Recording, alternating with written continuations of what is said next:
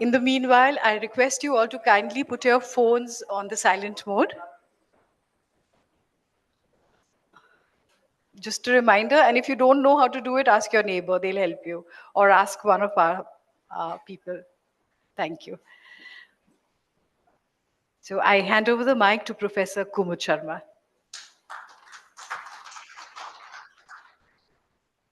One more thing, compulsions of time. We are going to give every speaker roughly 10 minutes. Less is better. Less is always more. Professor Kumud Sharma.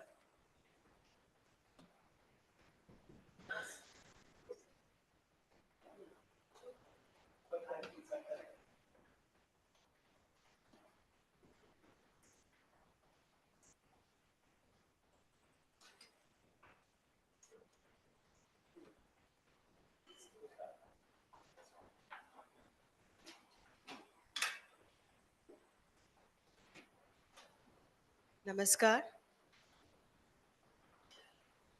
आवाज आ रही? सबको नमस्कार और पुनः आप सबका अभिनंदन। आज हम आपको सुनेंगे। एक रचनाकार जब लेखन की तरफ प्रवृत्त होता है तो उसकी कुछ प्रेरणाएं होती हैं और उसकी एक रचना प्रक्रिया भी होती है। एक खास तरह की रचना प्रक्रिया से गुजर करके वो कोई कृति जो है साहित्य समाज को सौंपता है।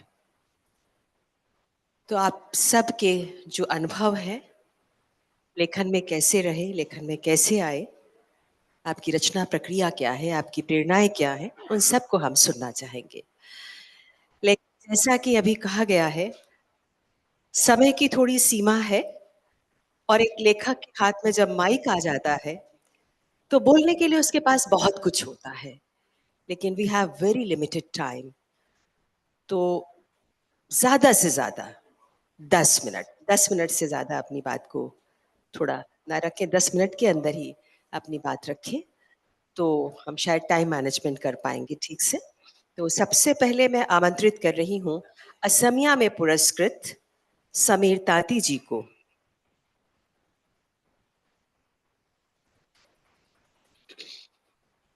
समीर ताती जी को उनकी पुस्तक फरिंग बुरे बाटर कथा जाने के लिए पुरस्कृत किया गया है।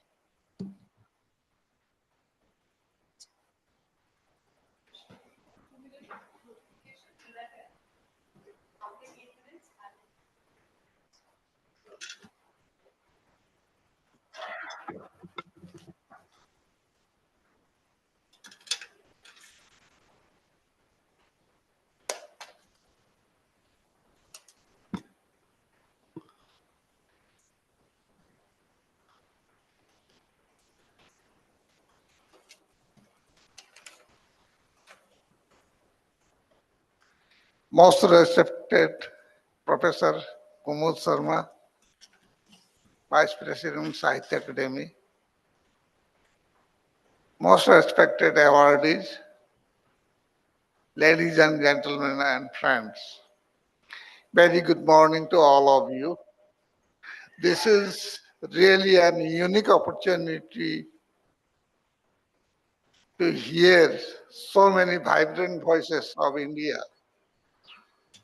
And I feel fortunate enough to be a part of this function today. Considering the limitation of time, I will try to finish my speech within 8 to 10 minutes. Yes, I'm going to start. A tiny seed germinated in the primordial forest. From it germinated a million more. I am one of such seed. Since then began my conversation with the soil, water, air, fire, and wind. I am that man who first discovered the moon, the sun, and the stars. From the sun's warmth comes my warmth.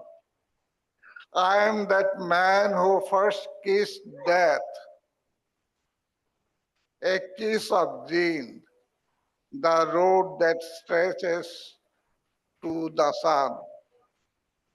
I was the first man who taught the world about fire.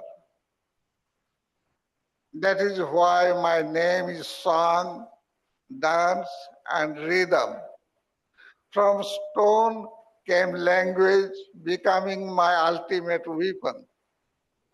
I am that first man who gave gratitude to the earth and thanks to mankind.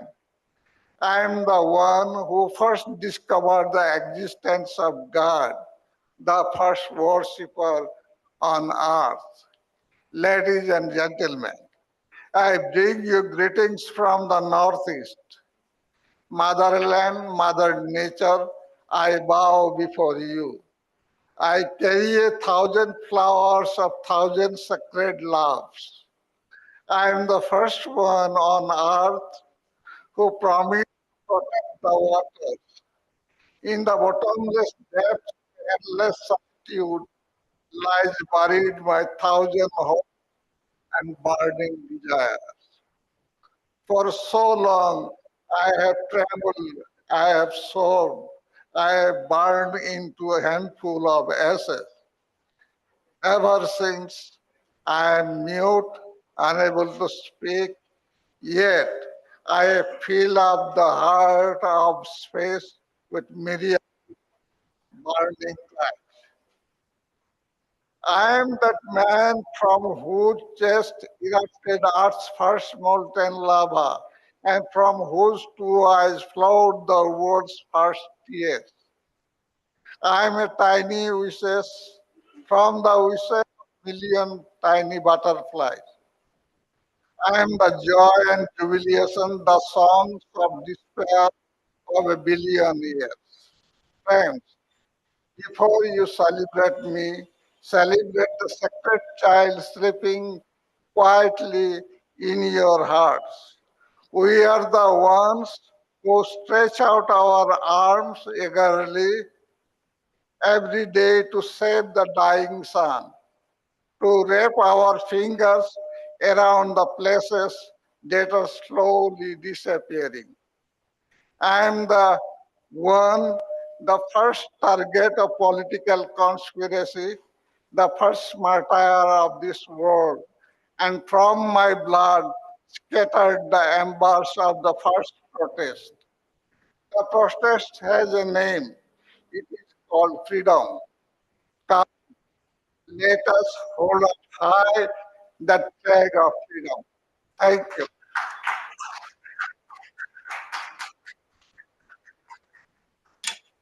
बहुत बहुत धन्यवाद सविता जी।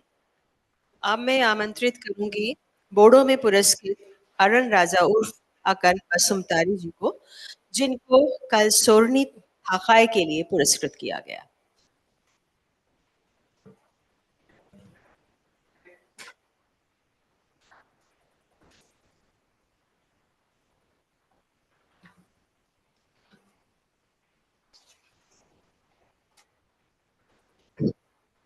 नमस्कार,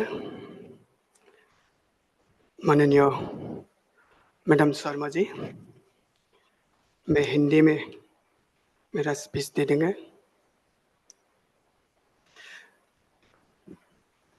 सबसे पहले मैं साहित्य अकादमी को धन्यवाद करना चाहता हूँ कि उन्होंने 2026 का पुरस्कार मुझे मेरे 13वीं उपन्यास पुस्तक सरणी ठकाई के लिए दिया। यह उपन्यास 2018 में नीलिमा प्रकाशन बागानपारा द्वारा प्रकाशित हुआ था।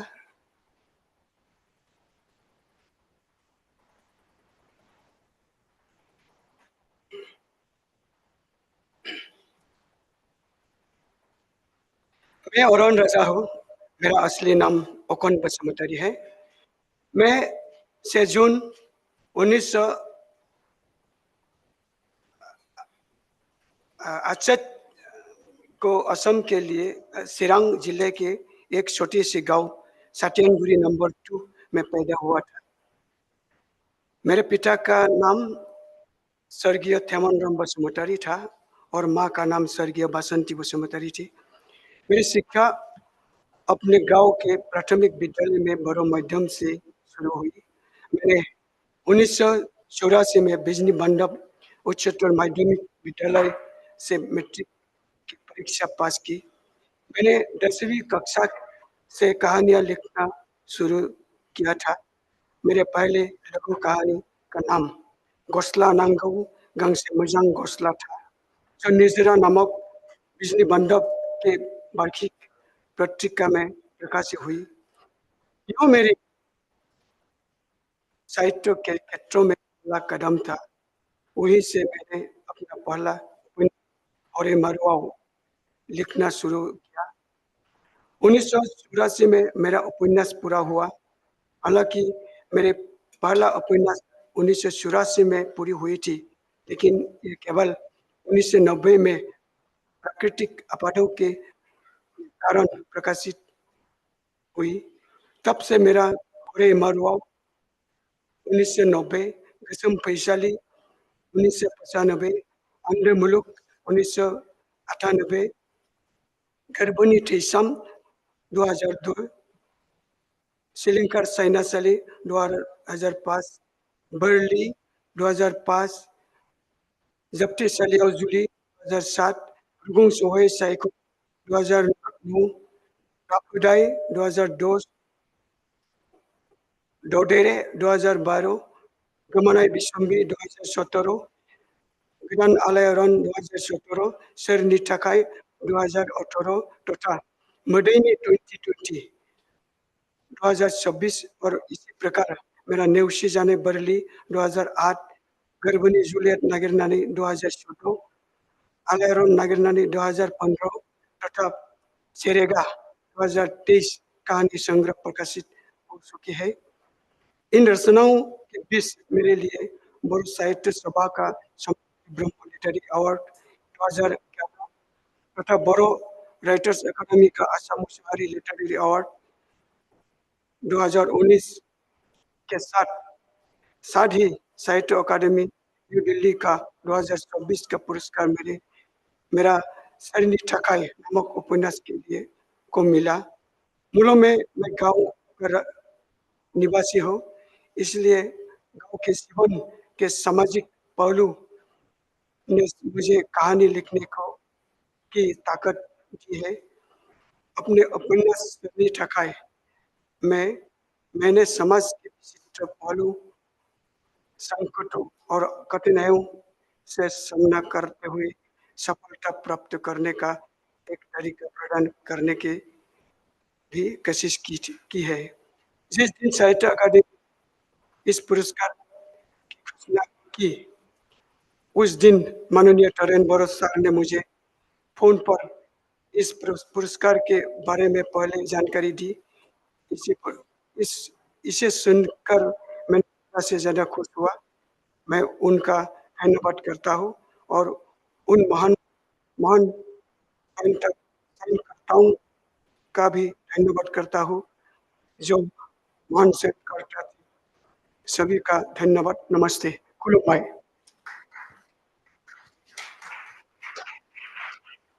सभायकर राजा जी, अब मैं आमंत्रित करूंगी गुजराती में पुरस्कृत दिलीप झवेरी जी को, जिनको कल भगवाननी बातों के लिए पुरस्कृत किया गया है।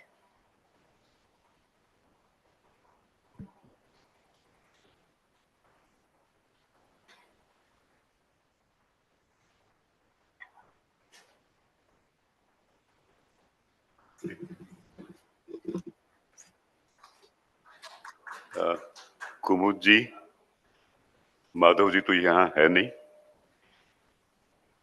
लेकिन आप तो सब हैं। I want to express my gratitude to the Sahitya Akademi for this esteemed occasion and share an incredible individual's inspiring journey. This man began his career as a compounder for a doctor, earning a meager salary. He sold fireworks from a humble wooden stall during festivals to make ends meet. His ambition and dedication led him from Dombivali to Dadar office, facing chaos of overcrowded local trains. His single-minded passion for the academy propelled him to the role of secretary in Delhi, culminating in achieving PhD. His relentless effort earned him numerous accolades, including the organization of world-class literary festivals that have gained international recognition. This extraordinary promoter of literature is Dr. Srinivas Rao. So let's give him a well-deserved round of applause.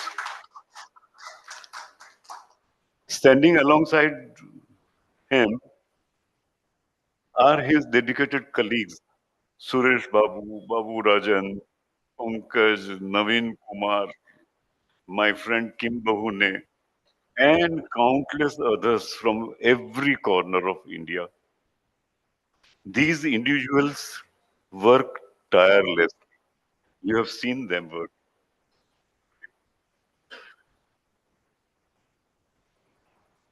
behind the curtain, providing invaluable support and purpose to writers like myself. Support and purpose. With great respect, I offer my deepest salutations to all of them. Today, we acknowledge the book Bhagwan Nivato or Tales of God. Interestingly, the English edition was published in New York before its Gujarati counterpart. Yet, I must clarify the title may mislead some, as I have not believed in God since last 6 decades. Nevertheless, the concept serves as a fascinating bridge connecting astrophysics and quantum physics and with mythology and history.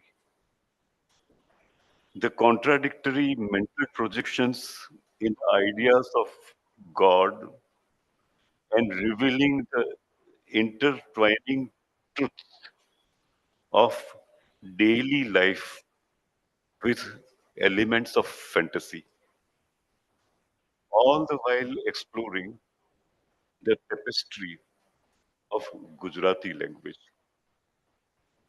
Enough. Let's talk about art and illusions of eternity. Poetry in itself has no meaning. Yet, poetry is pursued by for puissance by dwarfs trusting utopias,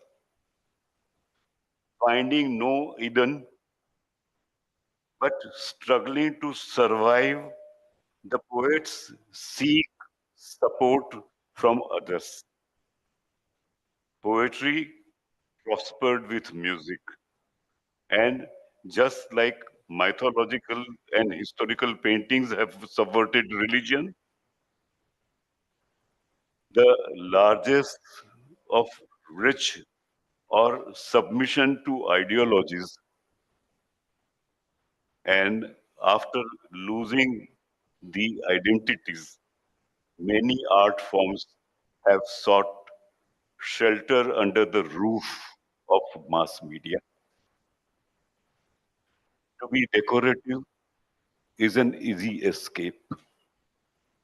So, in some way, this minority of subsequent loneliness, only some with petrified content under their skull prefer isolation. A few eccentrics search glibly for self-satisfaction, which culminates into self-centeredness. But how can the self be defined when one is a mere collection of many cells? The space for art is very small and uncertain. Much of the space around is already occupied with the fodder, grass-like humanity employed in agriculture, industry, or military forces, and carnivores dominate these herbivores that graze on grass and sand. The earth was born 5 billion years ago. Life emerged about 3.54 billion years ago. Unicellular life multiplied into complex varieties for several billion years. Man has existed merely for 2 to 5 million years. If one measures the Earth's existence with a 24-hour clock, humanity has been here for merely 2 seconds.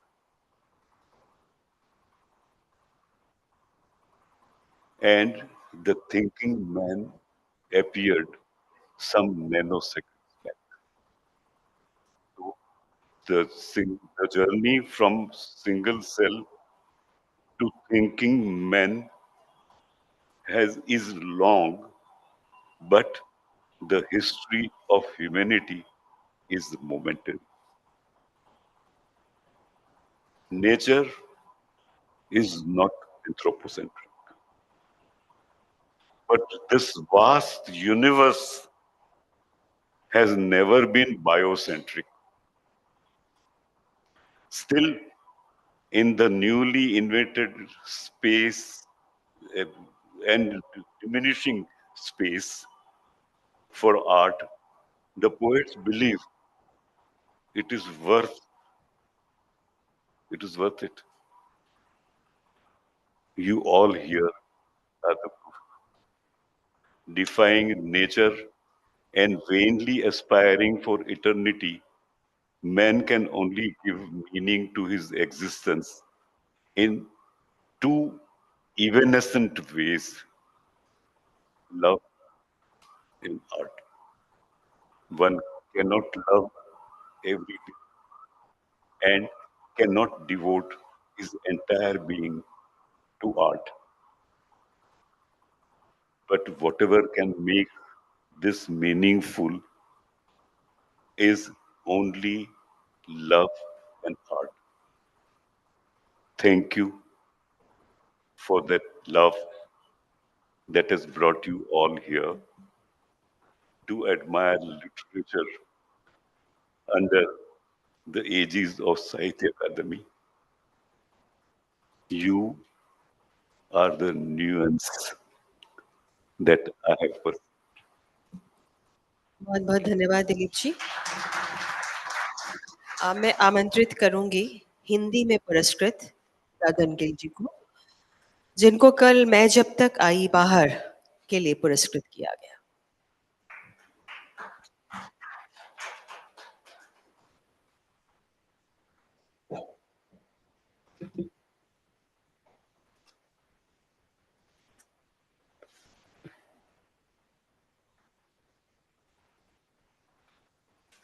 सबसे पहले मैं अपने गुरु परम पूज्य रिनपोची जी को नमन करती हूँ।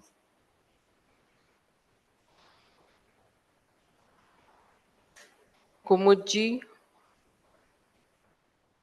और साहित्य अकेडमी के सभी सदस्यों का आर्थिक आभार करती हूँ। सम्मान एक अप्रत्याशित धक्का है। आप भीड़ भरी बस में डंडा पकड़े खड़े थे, एक झटका लग कि आप लुढ़कते हुए कुछ आगे जा गिरे। सम्मान का आपकी लेखकीय नियति से कोई वास्ता नहीं। इससे आपका आत्मसंशय दूर हो जाए, कम हो जाए, ऐसा बिल्कुल भी नहीं। पुरस्कार यदि बचा पाते तो नोबेल से सम्मानित कावाबाता आत्महत्या क्यों करते? एक कवि ने स्वयं को मिले सीमित जीवन में क्या किया, एक यही यक्ष प्रश्न है जिससे उसका सामना बार बार होता है। न उसके लिए कविता लिखना आसान है, न कवि बने रहना। ज्यादातर कविता गूंगे की कंठ की हरकत है। हमारे चारों ओर इतना अन्याय है, इतनी असहायता, एक कवि क्या करे? कहाँ से ढूंढकर कोई शब्द लाए जो उस स्थिति का प्रतिकार कर सके?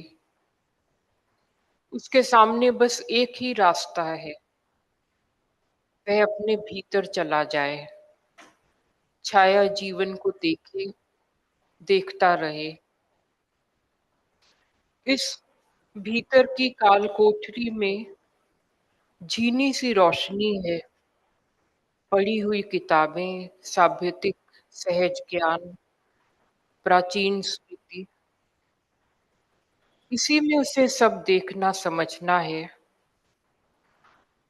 न समझ में आए तो पूछना है, आंख में रोशनी तो है?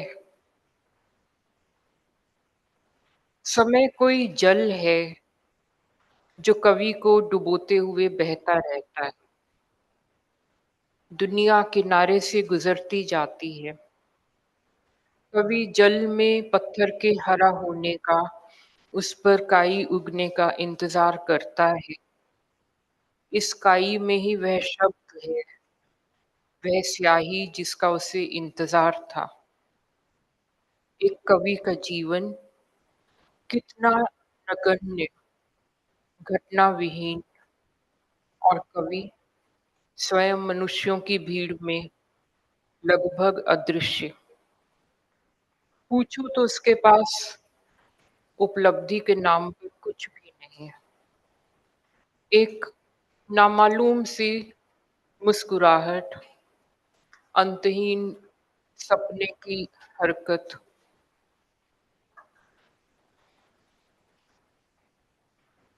तारकोवस्की की फिल्म मिरर में एक दृश्य है, इसमें माँ एक मुर्गे को काटकर कमरे में आती है और वहां उसका छोटा बच्चा 2-2.5 साल का पलंग से नीचे उतर रहा है और सपने में मुस्कुरा रहा है। वो बहुत हिला देने वाला फिल्म है कि अभी मुर्गा कटा और अभी ये एक सपनीला बच्चा। दुनिया क्या ऐसी ही है, एक साथ हिंसक, क्रूर, सुंदर, उज्जवल, एक बिंब से दूसरे बिंब में, एक निशब्द से अगले निशब्द में टूटता उतराता मनुष्य। कवि के पास कथाकार वाली ओट नहीं, अपने पात्र की नियति बदलने का विकल्प नहीं, न उसके वश में सुखांत है न दुखांत।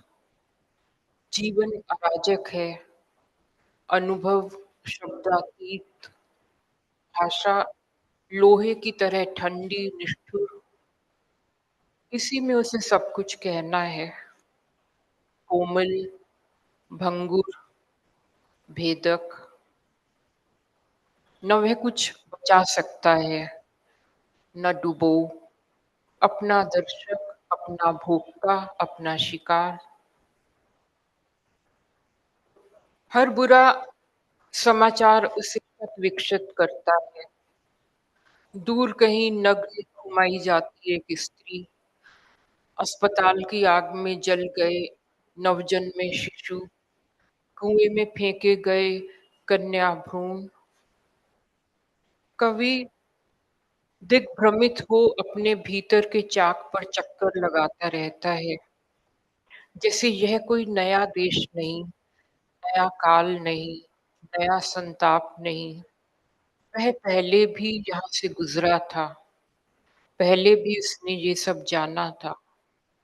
बस कहीं एक शब्द मिल जाए, एक वाक्य, एक कांटा, वह काई पर कुछ लिख ले। समय उसके ऊपर से बहता रहता है, जल में डूबा वह सुनता रहता है। कभी उसे सम्मान पुकार लेता है, कभी दुत्कार। कभी जब कोई नहीं पुकारता तो भी उसे भ्रम होता है, शायद किसी ने पुकारा था। एक कवि को उसके स्वयं के अलावा और कौन पुकार सकता है? आप उसे सम्मान देते हैं, वह ऊपर वाले का धन्यवाद करता है। कुछ कुछ शंका भी कि कहीं आपसे कोई गलती तो नहीं हो गई। हो मेरे भाग्य का, हो मेरे भाग्य में उतना ही देना प्रभु, भले वह भूख हो, भले वह प्यास हो, वही दाना देना प्रभु जिस पर मेरा नाम हो। बहुत बहुत धन्यवाद गगन गिल जी। अब मैं आमंत्रित करूंगी कश्मीरी में पुरस्कृत श्री सोहन कौल जी को, जिनको कल साइकेट्रिक वार्ड के लिए पुरस्कृत किया गया।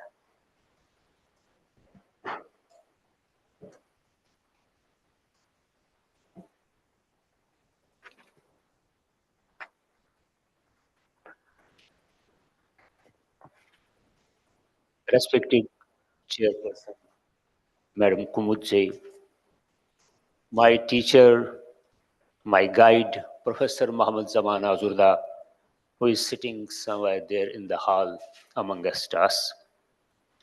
Ladies and gentlemen, good morning.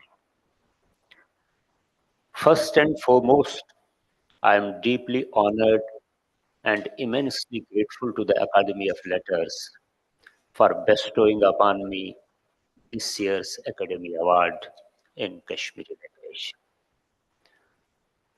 This recognition is not merely a personal achievement, but a testament to the resilience and vibrancy of our literary tradition, which is present in Kashmiri language.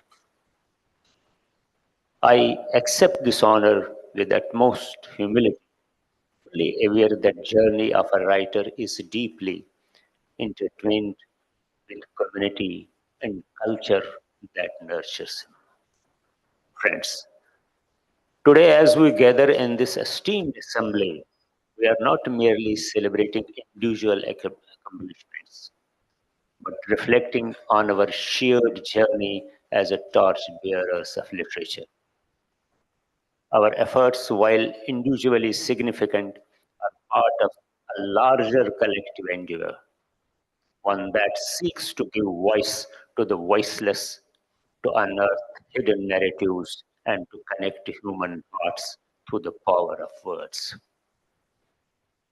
As writers, we are honored by a shared commitment to explore the human condition in all its complexity.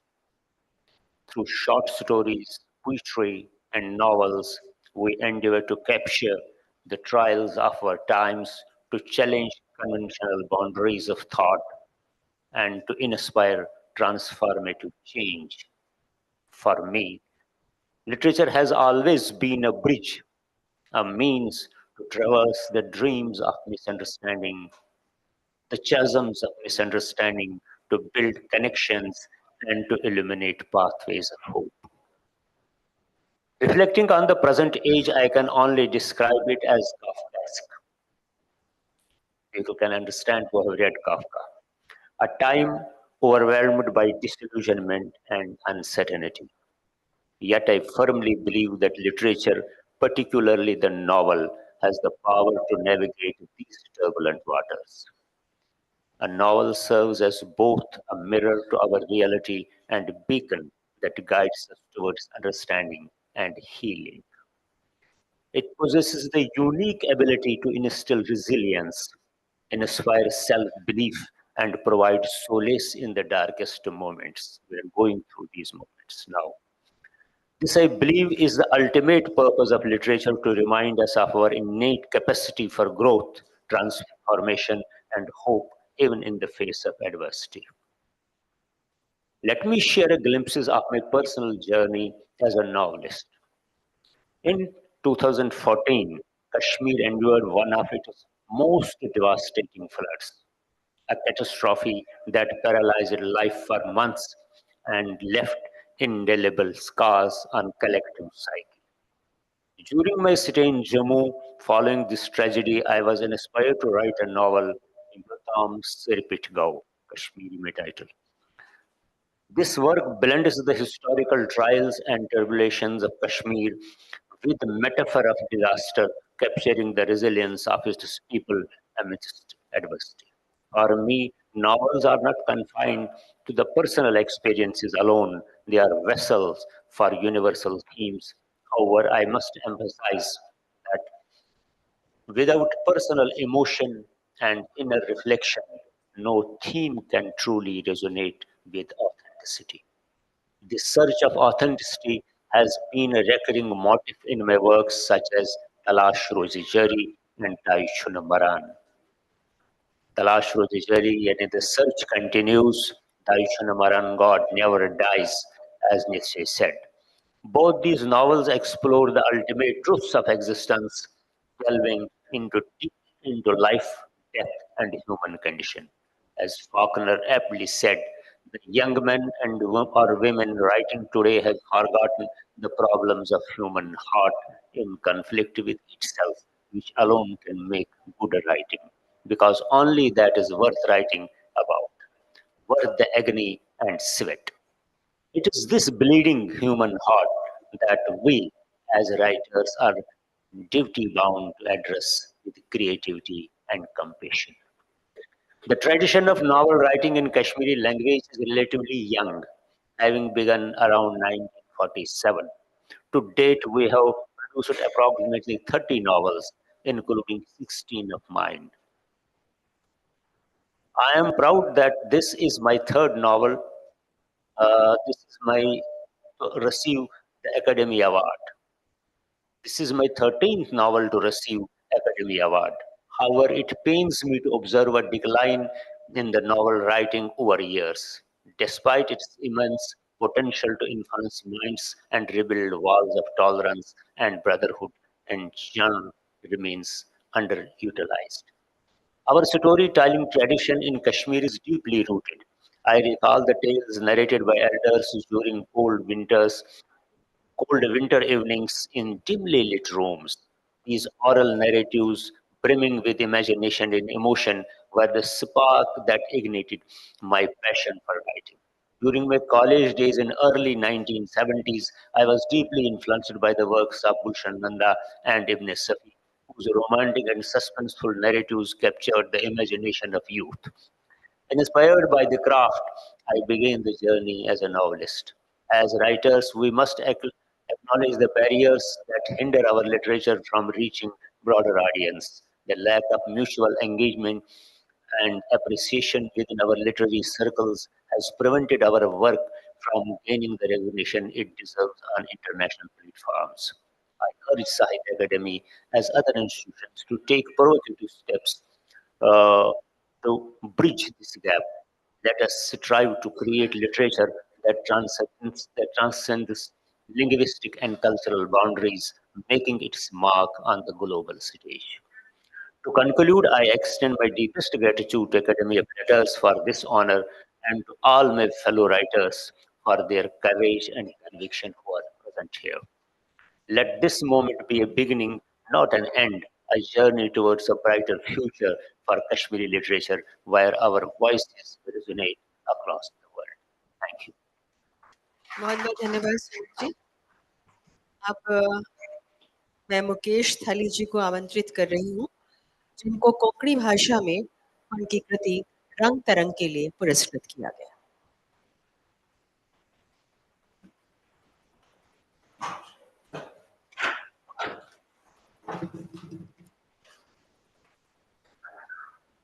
सगळ्यांक देव बरो दीस दिवं. It's a very good day for all of you. I said it in Kokani. Madam आदरणीय कुमुद जी ने कल जो भाषण किया हिंदी में, वो मेरे को इतना अच्छा लगा. And my family also, my brothers and sisters are here.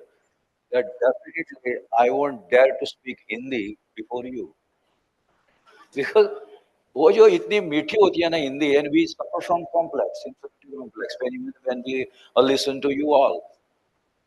So actually everybody is very forceful and powerful in his own mother tongue. There is no go, we have to take some help of some bridge. So I will read some excerpts of my speech, which is already with you, that is circulated, not to bore you more. So,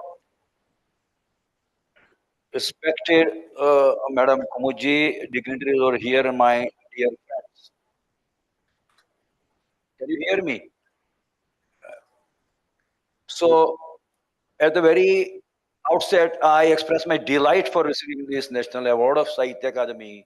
I feel quite overwhelmed and humbled. It was a very long journey in my life. I started writing or say scribbling something on paper when I was of 10 years age. That is on fifth standard. So my family took me to a great writer in my village. His name was Ravindra Kelekar, who later on Gandhian thinker, polyglot, he won Gyanpit. I never knew that he was such a great writer. Great Hindi writer like Nambar Singh ji, उनके घर में मैंने खाना खाया उनके साथ. काफी मराठी, अंग्रेजी, काफी लेखक. लेकिन I never knew that my mentor was such a great writer. They are great writers. So it was really a beautiful stage platform for me. So I was quite fortunate in this regard, and I was groomed under it. Uh, I grew up in the lap of beautiful green nature and hillocks of Goa. There are beautiful streams, brooks and of water, flowers and farms. My village, Mardol, is known as the village of flowers. So many different colorful flowers. So the rich biodiversity of my village made an immense impact on my upbringing and imbibed the strong values of literary germination and incubation in me. There is every year annual जाई कहते हैं jasmine को जाई कहते हैं हिंदी में jasmine flower जाई पूरा जाई होता है वहाँ jasmine flowers in my village and there is a puja of goddess full of jasmines. My God, you can imagine it's the most beautiful natural color than any other scent or aroma. So this has left an impact on me. This simplicity of nativism, you can say, village life, whatever you call it. And there used to be plays there, dramas, very powerful actors in Goa and also directors and theater art form is very much elevated, like you can say on national park. So I would watch these plays, such a plays, the scripts and dialogues were aesthetically and neatly woven. So this impact made me a playwright later on. The music activities in my village, Hindustan classical music, that has also left an impact on. The music is very powerful form if you try to understand. I don't say, say that every writer must learn classical music or the fundamentals of it.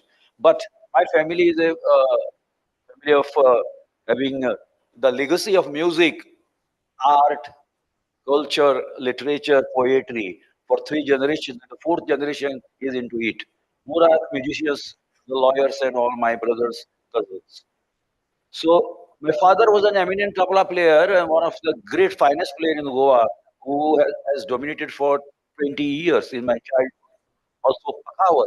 So this taught me without learning what jhaptal is of 10 matra bits or ektal of 12 bits or of 16 bits of tinta. So it gives me some rhythmic expression in my writing, in my speech. It also helped me as I was a news reader for radio, of writing the sentences and reading it. So it is very important in drama again for the dialogues. So later on, the music was so in and out with me, portable music. It's just reverberating all the time. So I wrote a play, Do Re Mi Fa Sa Re Ni Sa. Do Re Mi Fa means those particular Western. Do Re Mi Fa Sa Re Ni Sa. So that with the music in the play and the play in the music, like very powerful tragedy of one of my friends. I just portrayed in a different way. So literature is a beautiful form of art. I believe it may not solve problems. My writing will not solve any problems. At the most, it can give some clarity to handle problems. That's all. Fine. If at all it gives, fine. If the problems are solved, nothing will remain in this life. I have a song. Let me sing it in a different way as I want, like essays and dramas. The claps are, they give some applause. This is one of the applauses of Sahitya Akademi Award. So, at another, my dear friends, mathematics was my passion in school and college days, and I specialized in it. And it has again helped me to put my plays, every act in duration mathematically. You cannot put something imbalanced, lopsided. One part of a drama for 20 minutes, another for 5 minutes. So everything, the movements, diagonal, hypotenuse, everything, it has helped me. So I turned back to mathematics after teaching few years in that because of intense liking for literature, media, translation, and linguistics. It is a great hobby to read life more than the books. It is a celebration, I would say. The beauty of life and nature fascinates me from Goa. I would like to request to all of you to come down to Goa and to go to the hinterland to enjoy the beautiful Harita Kranti there over there, which is still sustains. The complexity, uncertainty, challenges in the life made me delve deeper in exploration of mystery of life on spiritual and philosophical planes. And the outpourings are all these musings in my writings, whether they are reflective essays, whether they are, travel or whatever it is. Song and drama, they are my forte, you can say, because even illiterate person can enjoy drama and song, remember. Doesn't know anything. I've seen. Last week, my play was presented. I saw many people there. They're simple people. They enjoy it because they don't have patience to read it, your story. And song, they take the words, everything to masses, and we must work hard. I do my effort a little bit in that respect. Just for your information, as a writer, let me tell you that a writing play is no easy. It is very, very tough because unless you go into that, don't understand how the director, the actors, the technicians change your dialogues. They make you cry. Sometimes even deleting one page because it is dragging now. It is going beyond duration and so on and so forth. Because they know how to give that particular chemical to the audience. They are masters of that particular art. But a good writer can give good script. And the smartphone and so technology and social media have set forth many challenges, easing and facilitating our life, but also posing some challenges. We must accept the challenges, and also there is a threat to the regional language. Very frankly, we must work hard, the writers, to do something for that was discussed yesterday. Very important. Last but not the least, almost. I personally lay focus in developing humanness in me. That is what I believe is the first priority we must give. मनुष्यत्व जो है अच्छा, kindness, प्यार, वो अंदर में विकसित हो जाए इस कार्बोरेटर में, नहीं तो अच्छा नहीं आता है उसी में से. That is what I feel. Somebody says me that now it's okay, you must stop writing. I would okay, but somebody says that there is something बेसुरा हो गया आपका संगीत मनुष्यत्व का. That would be something that would again make me introspect. It is very serious thing. So that is personally I feel. I don't claim or exhort somebody or appeal that you do that. But I feel मनुष्यत्व, मनुष्यपण we say in Kokani, that is first for me, and then लेखकपण. लेखक अच्छा हो लेकिन मनुष्य अच्छा नहीं हो तो किसको चाहिए आपका वो प्ले देखने के लिए. The usage of idioms and proverbs in the uh, language is dwindling, so we must do something for that to curb it, to encourage, to preserve it, and the usage must be done by the young writers also. Kabir का एक coat है, धीरे धीरे मना सब कुछ होए, माली सीखे सौ घड़ा, अथवा एक फल होए. So I look forward to see more seasons of creativity to give more and more, and they do come undoubtedly. We must only trust. Dev Vareng Kuru means thank you.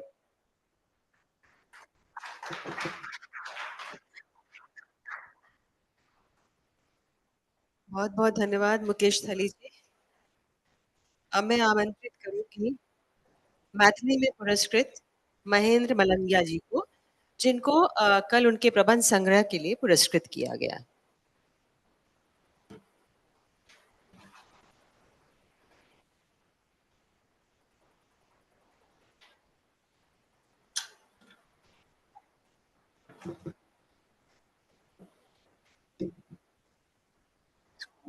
On कर दी, ठीक है. Mic stand होता तो ठीक है.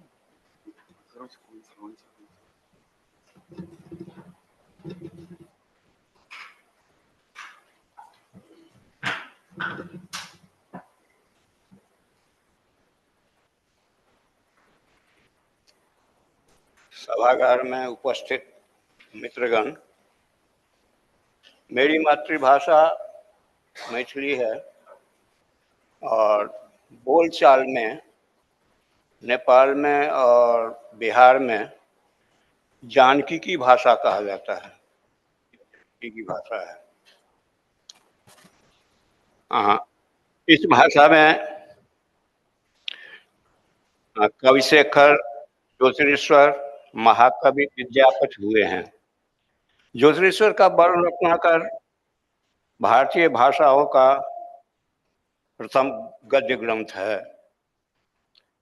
इस पुस्तक के विषय में ज्योतिरीश्वर स्वयं कहते हैं कि जब तक लक्ष्मी विष्णु के हृदय में डुबकी लगाती रहेगी, तब तक समुद्र नदी में मिलन का सुख प्राप्त करता रहेगा. जब तक कमल और पुष्कर का प्रभा का अन्योन्याश्रय संबंध की कथा रहेगी, तब तक कवि शेखर का यह काव्य सुधी पाठक का सुधी पाठक बिंदु को आनंदित करता रहेगा। सुनीत कुमार चटर्जी स्वयं लिखते हैं कि यदि ज्योतिरेश्वर का यह वर्णनात्मक का व्याख्या सहित यदि इसको कर लिया जाए तो शायद मुझे लगता है कि सभी भारतीय भाषाओं के लिए यह अमूल्य निधि होगा। यह वर्णनात्मक 16वीं शताब्दी के प्रथम दशक में लिखा गया था। इसका नाटक भी है जो यहाँ कई बार नेशनल स्कूल ड्रामा में हो चुका है, प्रदर्शित हो चुका है। तो यह अमूल्य एक स्तंभ है मैथिली का। दूसरा स्तंभ है ये विद्यापति हैं। विद्यापति के बारे में राजा ग्रेसन का कथन है, यह यहाँ जो हिंदू धर्म का सूरज भले अस्त हो जाए, वह समय भी आ जाए जब राधा और कृष्ण में लोगों का विश्वास श्रद्धा न रहे, तो भी विद्यापति के गान के लिए इसमें राधा और कृष्ण का उल्लेख करते रहेंगे। विद्यापति का एक गीत है, माधव की कहब सुंदर रूपे कतक जतन भी आने समारल देखल नयन स्वरूपे वल्लभ राज चरण युग शोभित गति गजराजक भाने। ये संपूर्ण गीत है।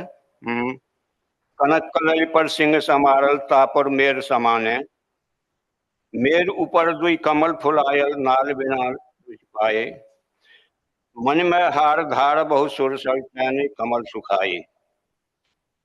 यह मैं जब मैट्रिकुलेशन का पाठ्यक्रम बना रहा था तो उसमें मैंने लिखा था कि यह संसार का सर्वश्रेष्ठ गीत है। इसके लिए मुझे काठमांडू बुलाया गया कि आप किस आधार पर कहते हैं कि यह संसार का सर्वश्रेष्ठ गीत है। इसके लिए मुझे काठमांडू पाठ्यक्रम पुस्तक विकास केंद्र में बुलाया गया और पूछा गया किस आधार पर आप कहते हैं कि सर्वश्रेष्ठ गीत है। इस गीत का कॉपी सूर भी किया है, लेकिन जो ऊंचाई विद्यापति दिए हैं वह सूर से नहीं हो सका है। चंद भी इस तरह की बात कहते हैं।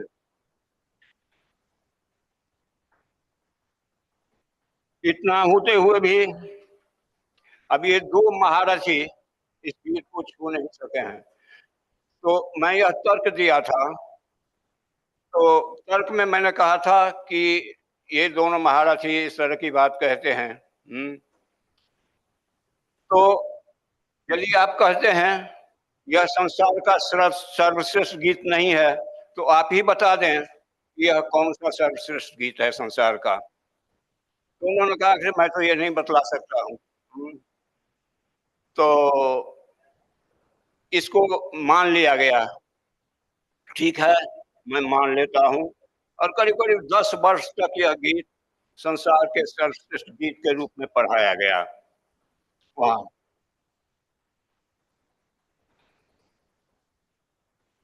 अब प्रबंध संग्रह के बारे में, पुरस्कृत पुस्तक है, प्रबंध संग्रह के बारे में मैं दो बातें कहना चाहता हूँ। निबंध और प्रबंध आजकल लोग दोनों को एक ही मानते हैं। व्याकरण में भी लिखा है कि आजकल प्रबंध और निबंध को एक ही मानते हैं। तो प्रबंध निबंध में थोड़ा सा अंतर होता है कि ये इसमें लेखक जो है, लेखक का कोई अपना इच्छा नहीं रहता है। वह जो शोध के रूप में जो आता है वह प्रबंध के रूप में गिना जाता है। और निबंध जो है उसमें लेखक स्वतंत्र रहता है। तो ये मौलिक अंतर है, लेकिन आजकल सभी विद्वान इसको एक ही मानने लगे हैं कि यह निबंध ही है। तो निबंध तो है, लेकिन उस यह शोध प्रवृत्ति का निबंध होता है।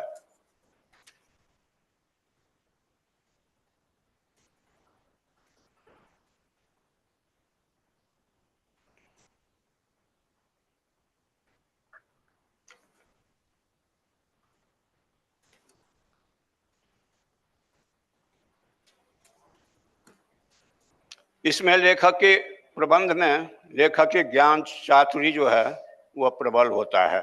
यदि ज्ञान चातुरी नहीं होगा तो प्रबंध नहीं लिखा जा सकता है।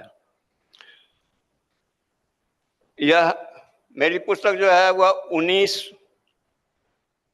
प्रबंधों का संग्रह है। इसमें विद्यापति के बारे में भी कहा जाता है, विद्यापति का उगना कौन था।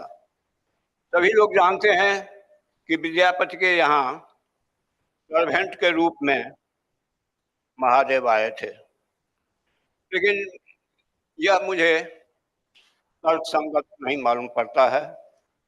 वो शिव सिंह के वो दरबारी कवि थे, दरबार में रहते थे, और दरबार में क्या हुआ 1404 ईस्वी में शिव सिंह गद्दी पर बैठे। 1406 में वो जब उनका आक्रमण हुआ उसमें शिव सिंह हार गए। हारने के बाद कहाँ गए यह कहीं पता नहीं चलता है। अगर राजा युद्ध भूमि में कहीं चला जाता है तो पता नहीं चलता है। तो 1406 तक विद्यापति के यहाँ रहे थे गुप्त रूप में, और 12 वर्ष तक शिव सिंह का इंतजार किया गया। अब कहाँ चले गए विद्यापति के यहाँ से कोई पता नहीं चलता है। और लक्ष्मा जो है वह लक्ष्मा अपना हिंदू धर्म से सती हो गई।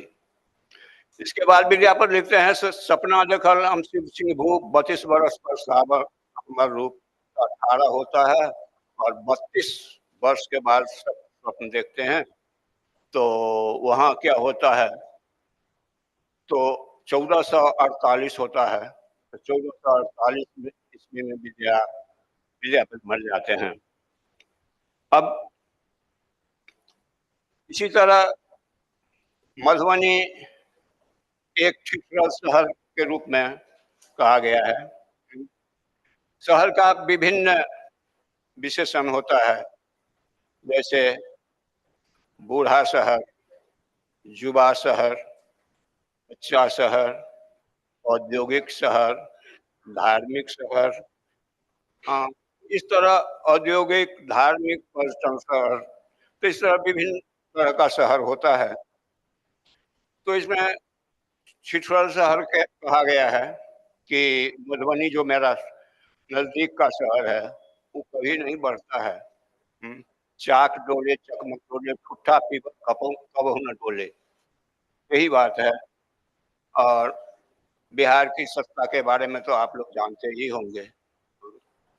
वहाँ के एक सत्ता में से लालू जी, उनका भाषण मैं सुना था। उन्होंने कहा कि अरे अरे तुम लोग मजदूर हो, रिक्शा चलाओगे तो सड़क लेकर के क्या करोगे? सड़क बना देंगे तो गाड़ी वाला आएगा, उस गाड़ी पर चलेगा। तो इस तरह की मानसिकता थी। तो वैसी स्थिति में शहर का विकास कैसे होगा, यह बहुत एक दुखद बात है इस तरह की चीज के बारे में। अब मैं वहाँ 45 वर्ष रहा नेपाल में। यहाँ इसके बारे में बहुत माधव प्रसाद घिमरे मुझसे कई बार कहा कि आप हिंदुस्तान की नागरिकता छोड़ करके नेपाल की नागरिकता ले लीजिए, हम यहाँ आपको जमीन देते हैं, आप यहाँ बस जाएंगे। हमको नहीं सर, हमको कुछ भी दे दे, स्वर्ग में भी घर बना दे तो मैं नहीं ऐसा काम करूंगा। तो 43 वर्ष तक मैं रहा। उसके बारे में हो गया।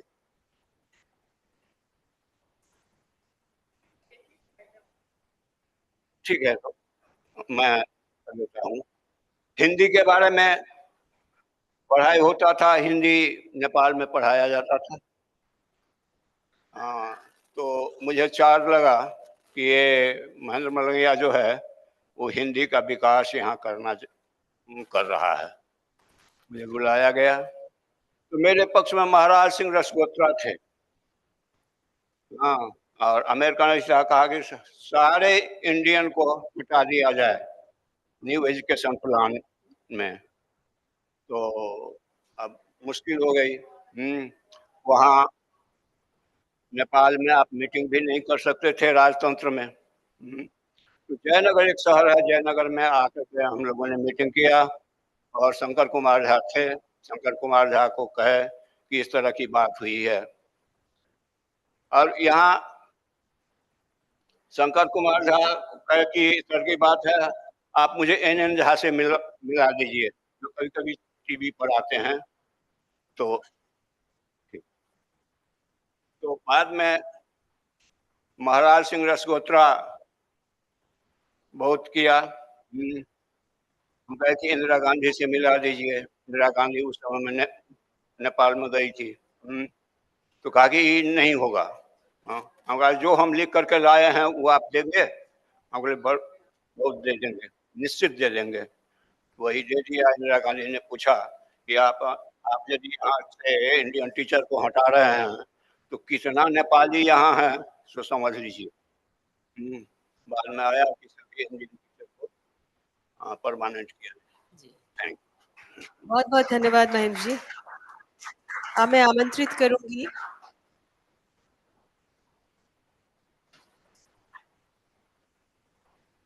बहुत बहुत धन्यवाद आपका। अब मैं आमंत्रित करूंगी मलयालम में पुरस्कृत डॉक्टर जयकुमार जी को, डॉक्टर के जयकुमार जी को। कल उनकी पुस्तक पिंगल केशिनी के लिए पुरस्कृत किया गया है। नमस्कार।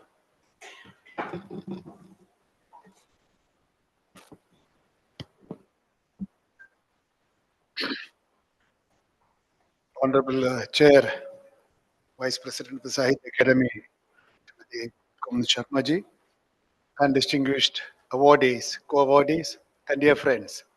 I will not take much of your time. I stand here with a great sense of gratitude to the Sahitya Academy for honoring me with this award. For every writer, this is a moment of thanksgiving because Sahitya Academy has taken into account our silent pursuit of literature.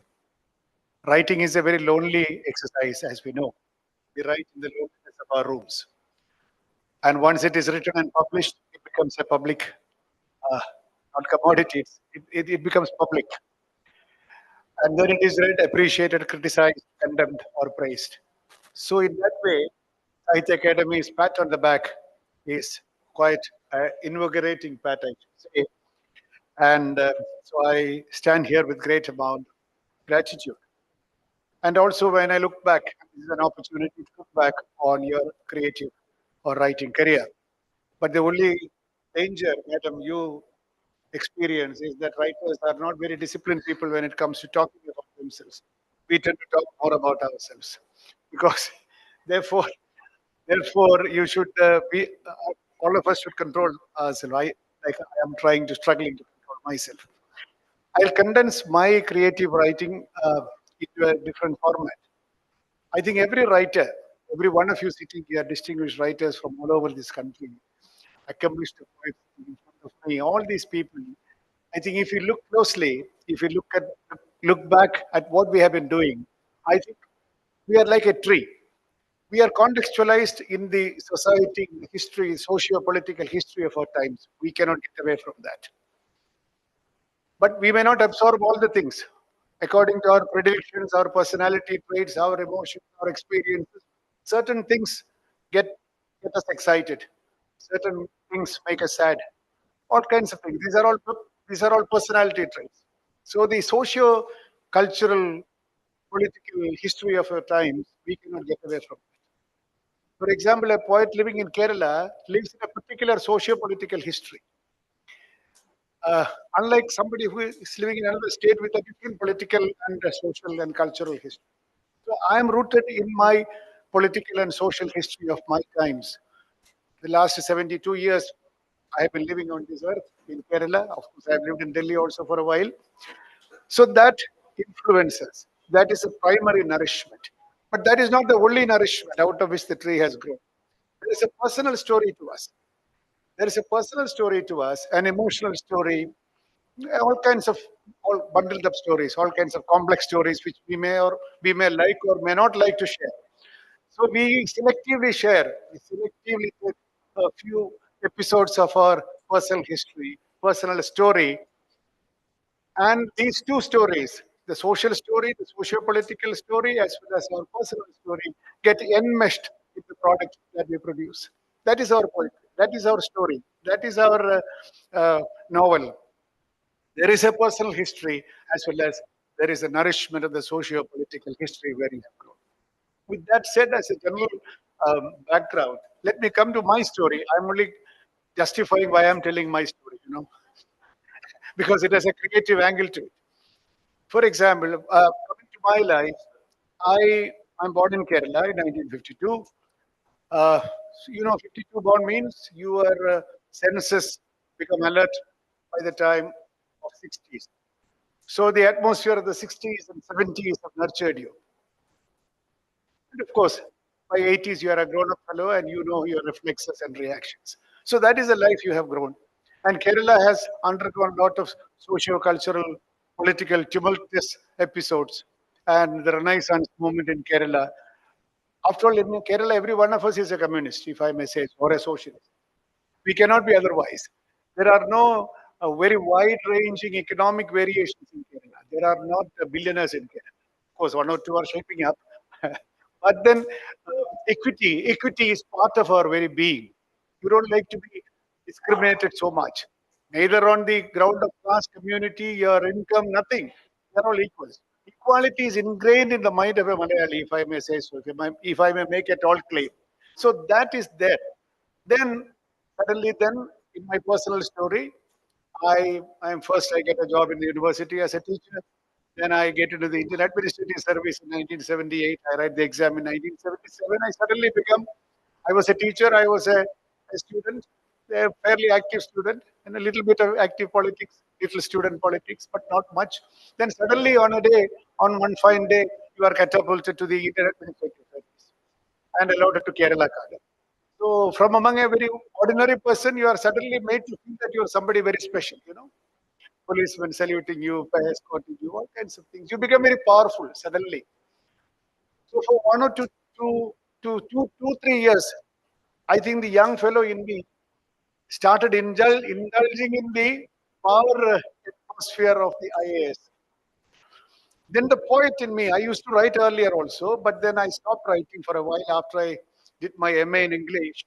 I thought that this is not the kind of poetry is meant to be, the kind of cheap things I'm writing about some young girl looking at you or not looking at you. You become very sad, you write poems. So once I started studying literature seriously, I stopped writing. I thought this is not poetry, is meant to be poetry is serious business.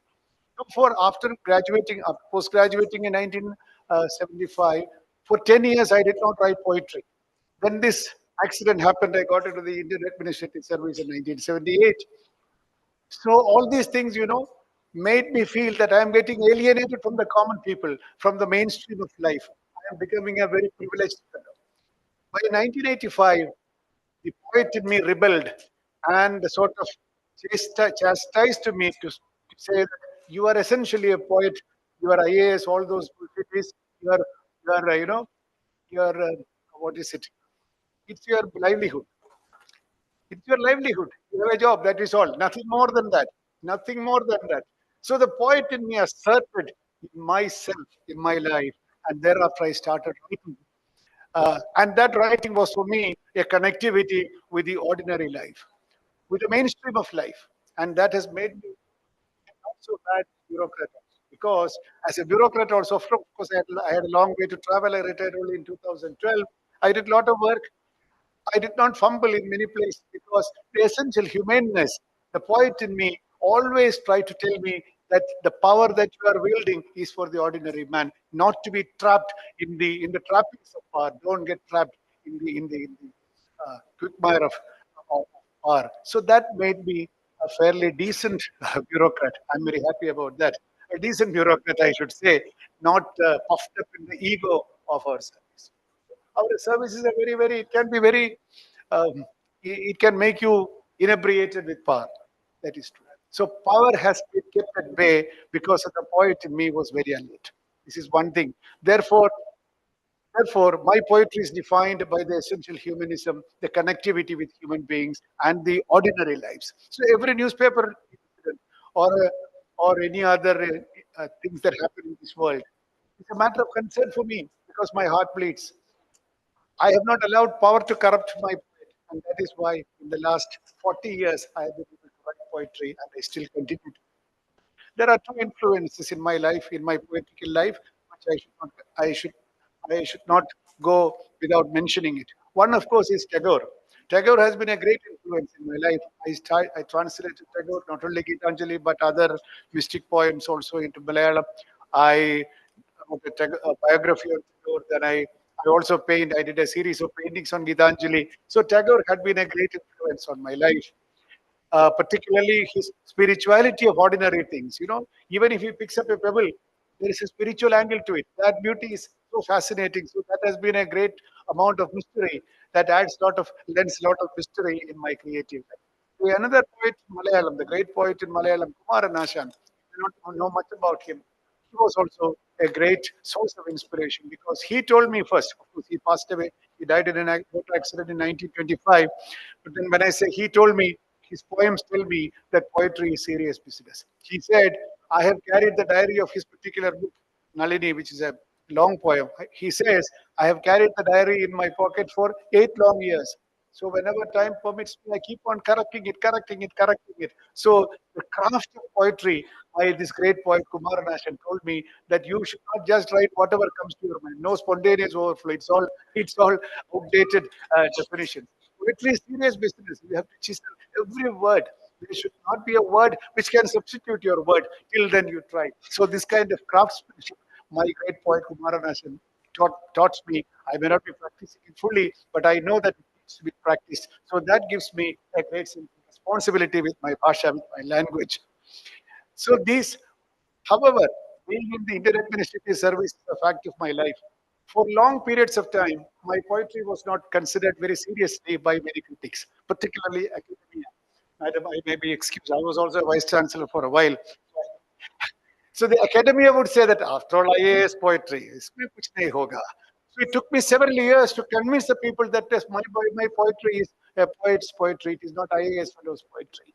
I have I have resisted the temptation of power to remain a poet, and please listen to my poetry and assess my poetry for what I have written, not for what I am doing for a livelihood.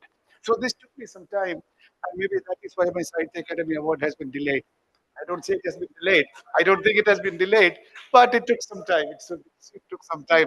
Uh, anyway, so poetry is my continuous engagement with life, and with this great award conferred on me, it gives me a greater commitment to write, not only to write better poems, but to reconnect life and to resist temptations not to reconnect.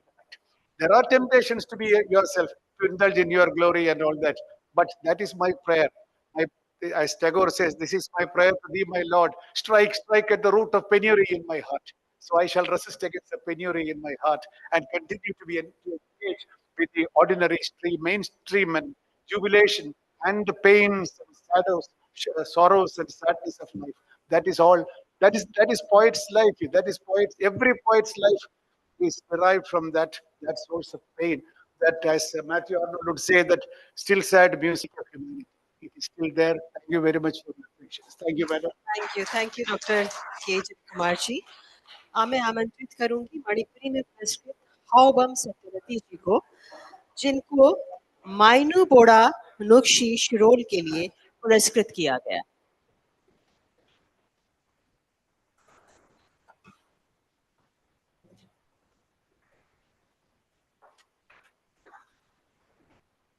एक बात और कहना चाहती हूँ, आपकी जो speech है हिंदी और इंग्लिश में हमारे पास पहुंच गई है। अगर कोई अपनी ही भाषा में उसको अब बात करना चाहे हमसे, तो बिल्कुल आप बात कर सकते हैं उस भाषा में।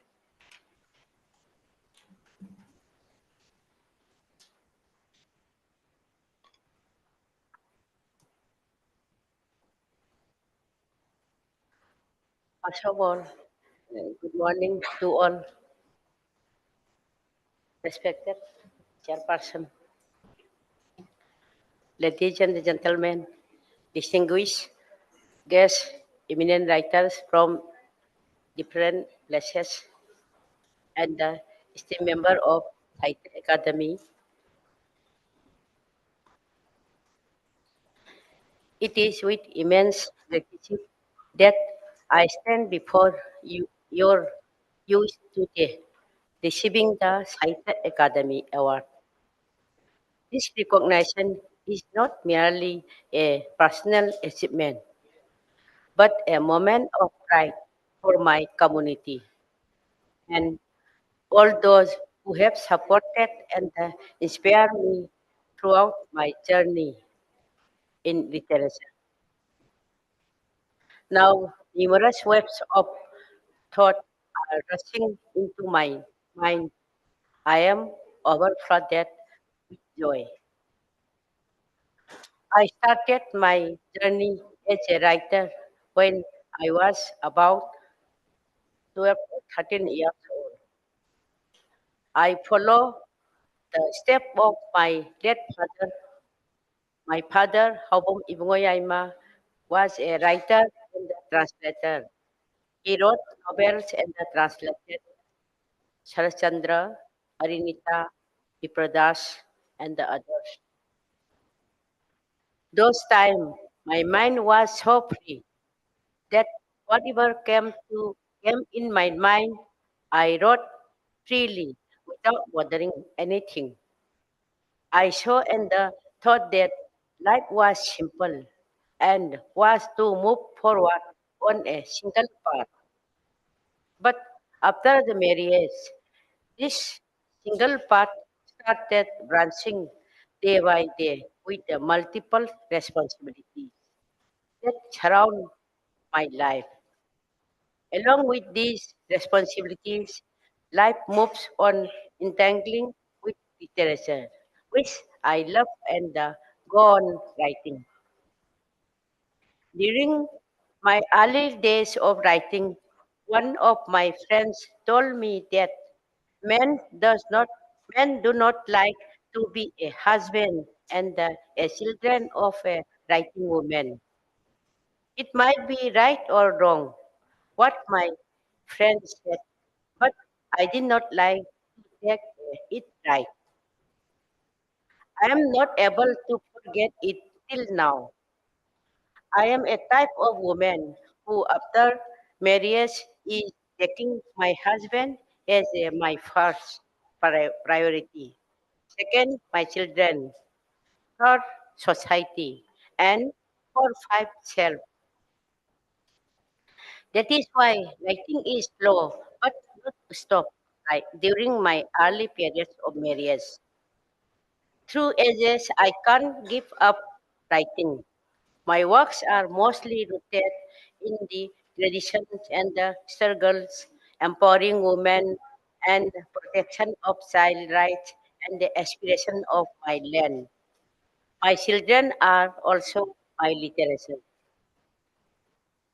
Ladies and gentlemen, this awarded book, Mainu Bora Nushi Sairol, took about 20 years to complete. It is based on a legendary love story. A real story is our society, which happened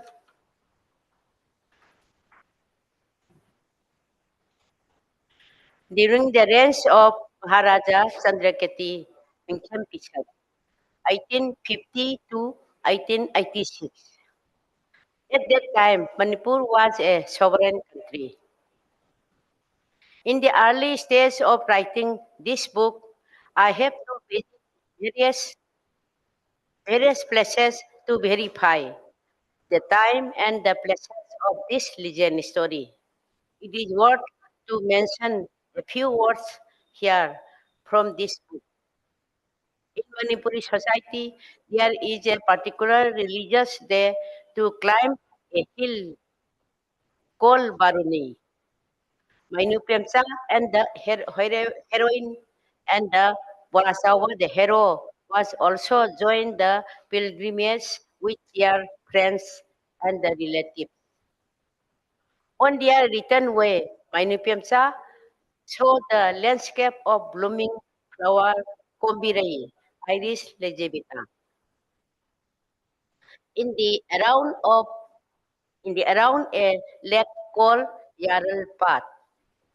She was mesmerized by the scenic beauty of flower. She requested her lover to pick up few plants of this flower. She planted the flower at her home, which is on the shore of Lampel Lake. This is the land of Venu Pemsa's land. The flower spread day by day at and around the lake. This flower is a must flower to be included the worshipping God in the Meitei New Year celebration. The flower is now to the point of extinction. During my research, I found out that the flower is cultivated and growing in a private garden of a young man, no more in wildness. I also requested the young man and the pluck one piece of the flower and the brought home. Now, Mainupyamsa and the flower Kombirai are inseparable in Manipuri society. Either of them carries the remembrance of others.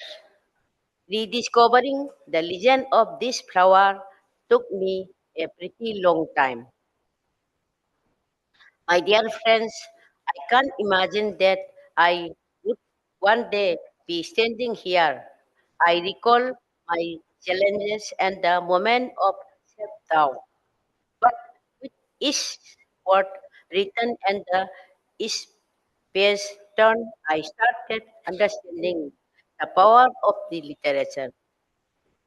My first book, My Love Diary, was published in 1976, and others publications are second, Sakang Dabi novel, third, Pongnapam, a short story, and third, Aigi Nipagi Macha, and the five, Rai, six, Mainu Bora Nuksis Herol, and seven, Hagtu Warau Ramgadra. My drama broadcasted at AIR are Imagis Hanamatum 1 hour, Hinguamsun Hingalu serial, and the Hingbagi Mahau 1 hour.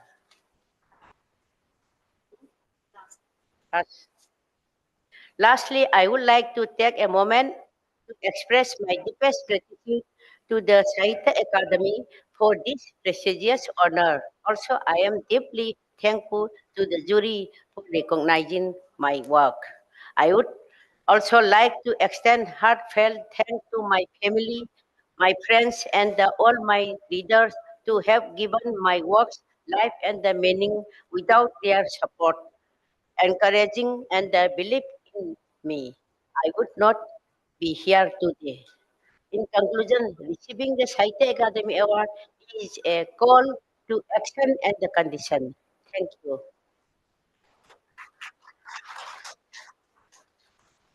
बहुत धन्यवाद।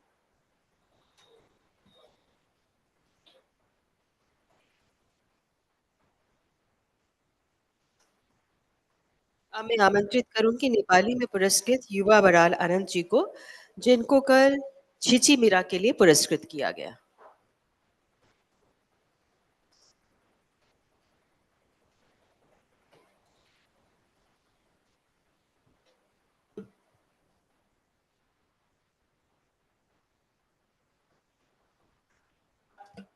हमारे पास समय बहुत कम बचा है और क्योंकि यहाँ पर दूसरा सत्र भी शुरू होना है, इसलिए थोड़ा सा समय का ध्यान रखेंगे सर।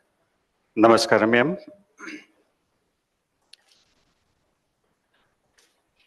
चेयरपर्सन मैम के अनुमति से मैं अपना स्पीच नेपाली मेरा मातृभाषा में करना चाहता। नमस्कार, म युवा बराल नेपाली भाषा साहित्यमा पुरस्कृत कृति चिचिमिरा कथा संग्रहको सर्जक। म भारत देशको सानो र सुन्दर हिमाली राज्य सिक्किमबाट आएको हुँ। सर्वप्रथम यहाँ उपस्थित साहित्य अकादमीका माननीय अध्यक्ष मैम लगायत साहित्य अकादमीका सम्पूर्ण पदाधिकारीगणमा मेरो सादर नमस्कार। साहित्य अकादमी 2024बाट पुरस्कृत हुनुभएका देशका प्रबुद्ध साहित्यगण यहाँहरू सबैलाई सादर अभिवादन। यहाँहरूलाई यो खुसी साझा गर्न पाउँदा अत्यन्त हर्षानुभूति गरिरहेको छु। यस महान पर्वमा यो साहित्यिक महाकुम्भको यो बृहत कार्यक्रममा आफू पनि सहभागी हुन पाउँदा भाग्यशाली ठानेको छु। यसपालि मेरो चौथो कृति चिचिमिरा कथा संग्रहले 2024को निम्ति भारतको गरिमामय साहित्य अकादमी पुरस्कार जित्न सफल बनेको छ, जो मेरो निम्ति अति नै गर्वको विषय हो।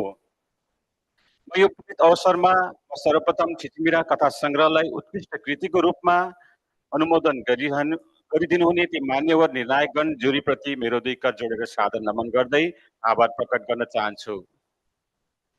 प्रक्रियामा चिचिमिराको यो यहाँसम्मको यात्रा साथ र सहयोग प्रोत्साहन दिनुहुने ती तमाम साहित्यिक सहयोगी महानुभाव शुभचिन्तकमा मेरो न्यानो अभिवादन टक्राउँदछु।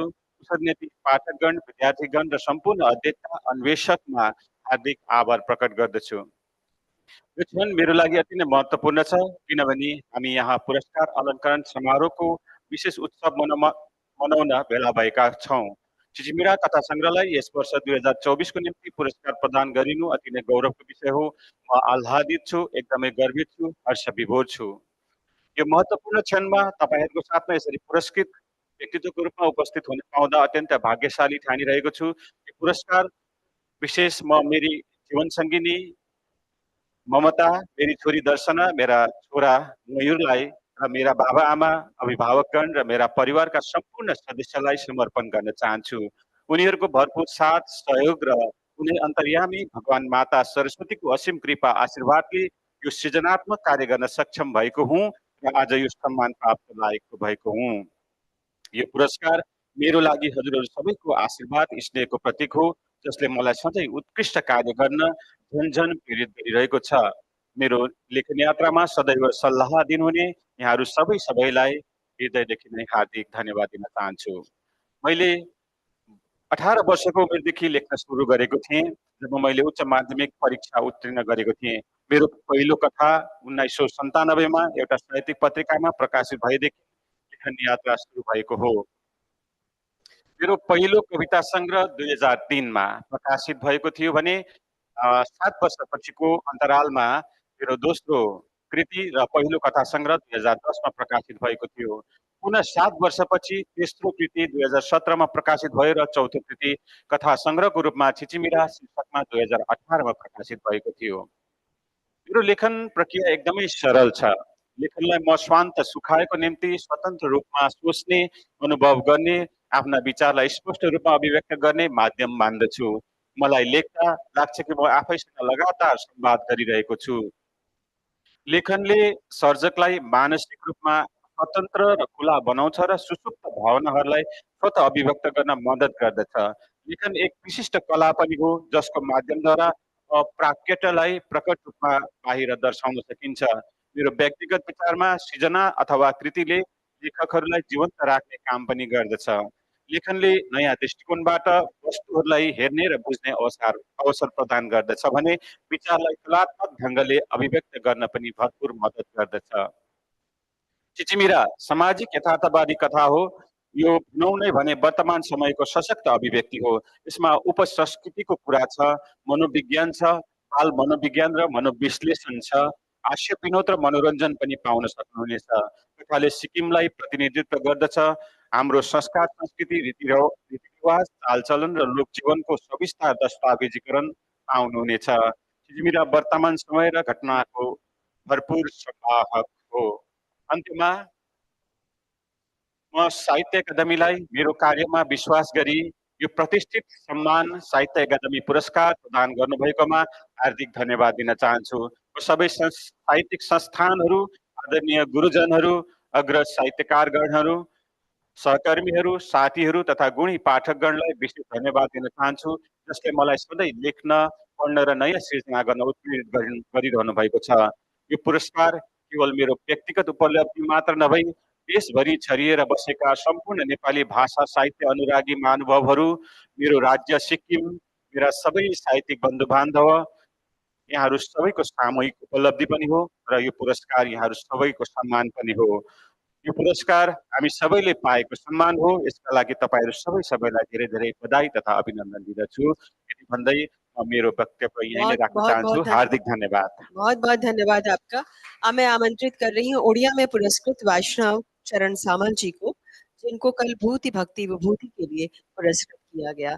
आपसे विशेष अनुरोध है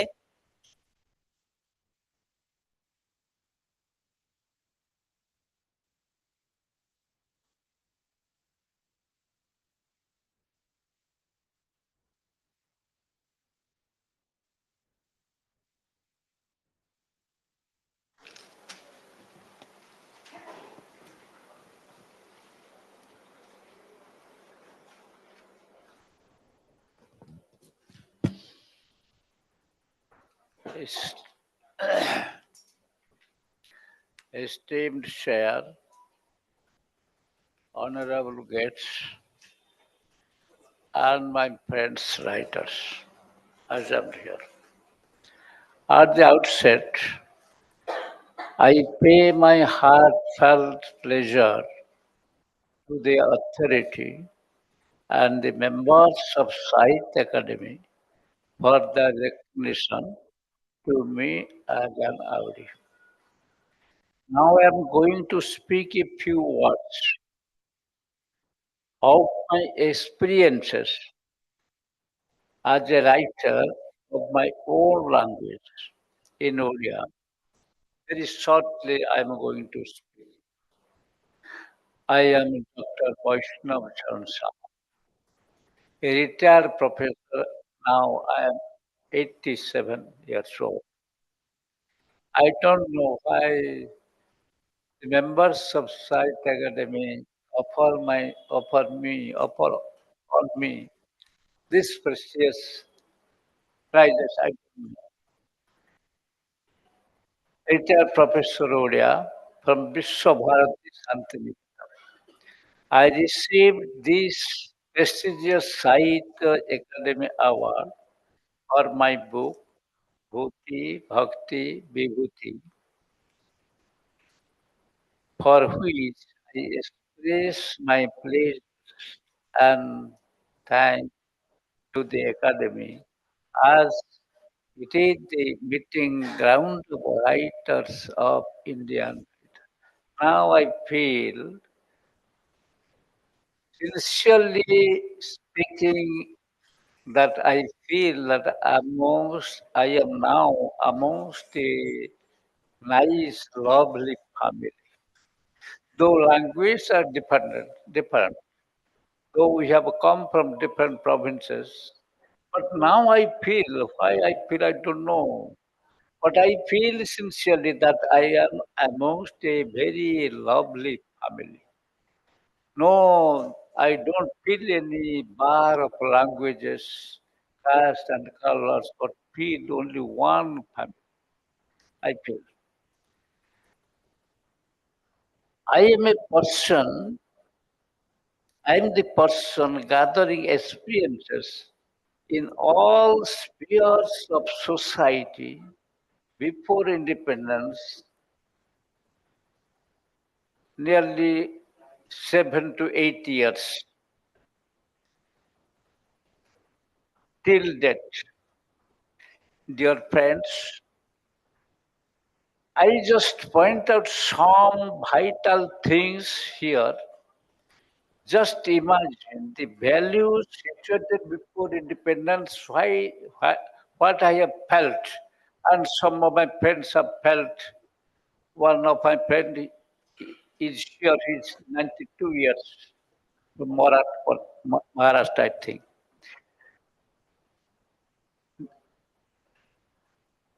Just imagine the values situated before independence that changed immediately after independence, just after independence, changed, rapidly changed, especially after the sad demise of Mahatma Gandhi, 1948.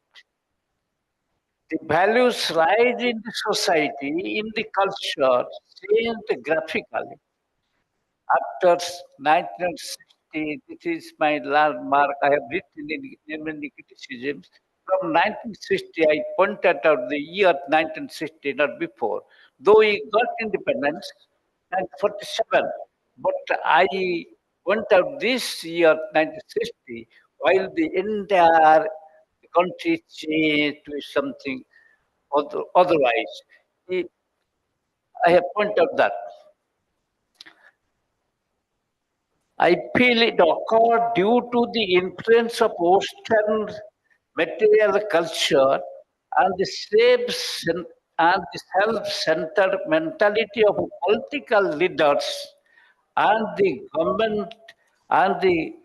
governmental officials and also the so-called educated people working culture collapsed. The baking habits grew off, and now it becomes a way of life. I feel this is my experience. I'm telling you. Before independence, our literature was singing the glory of mercy and dutifulness. That is kartabya and karuna. I think that we know, we'll understand these two words, kartabya and karuna, mercy and dutifulness. Before independence, you, while I was reading throughout the Indian literature before independence, I see these two things, that is kartabya and karuna, mercy and dutifulness.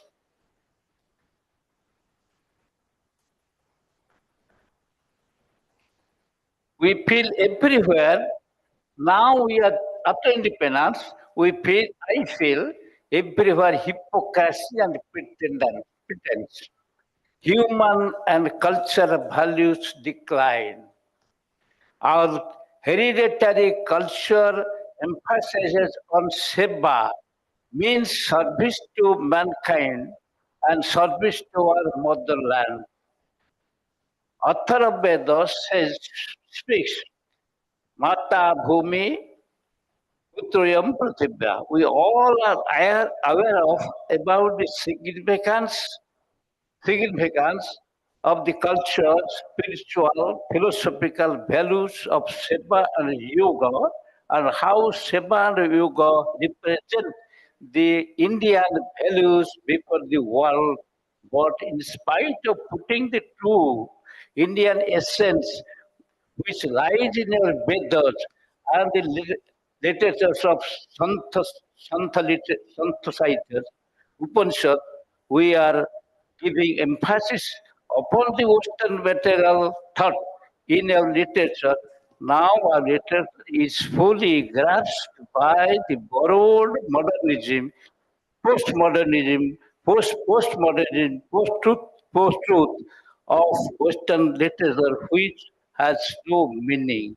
Even also we are hankering after so-called isms of Western literature, but at the same time, we are getting the essence of our history, mythology, culture, and heritage of our own country.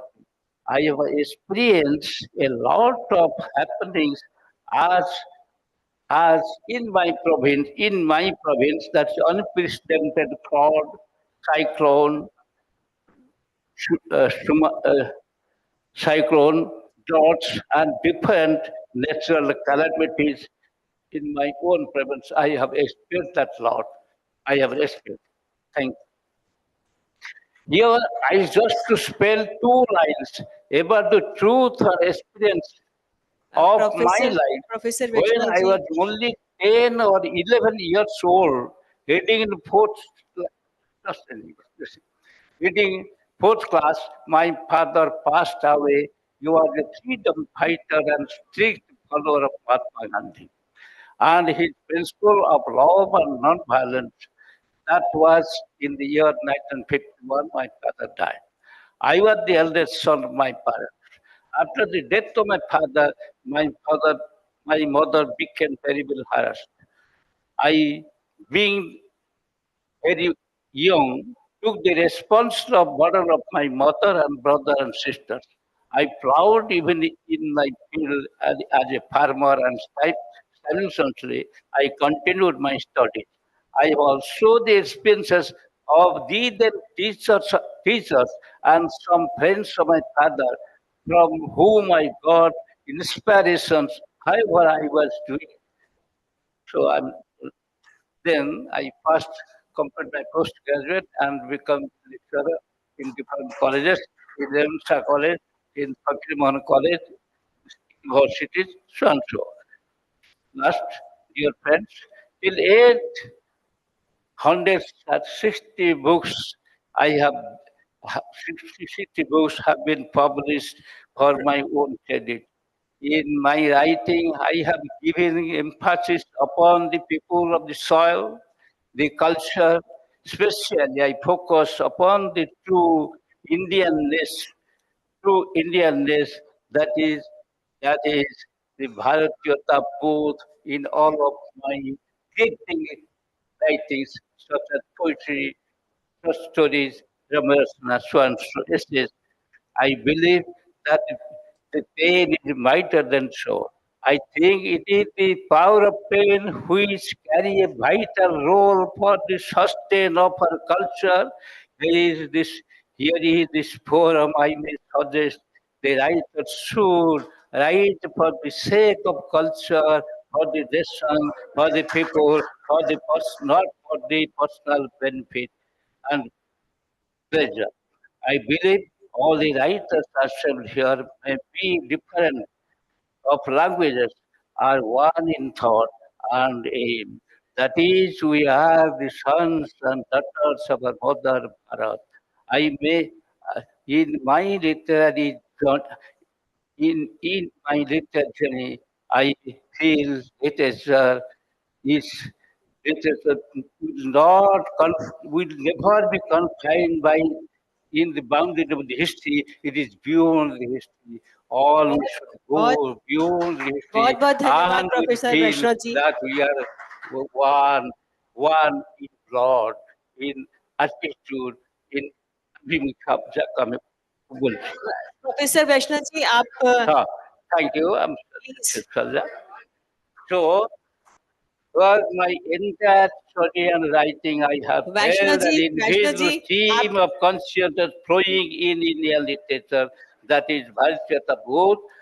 Here I proclaim that it is only the Vidya, only one Vidya, that is Sahitya Vidya, which can make bridge between man and man, between man and बहुत बहुत society, धन्यवाद between Vaishnav ji. society and country, and finally it helps the country to connect the world with all, and ultimately it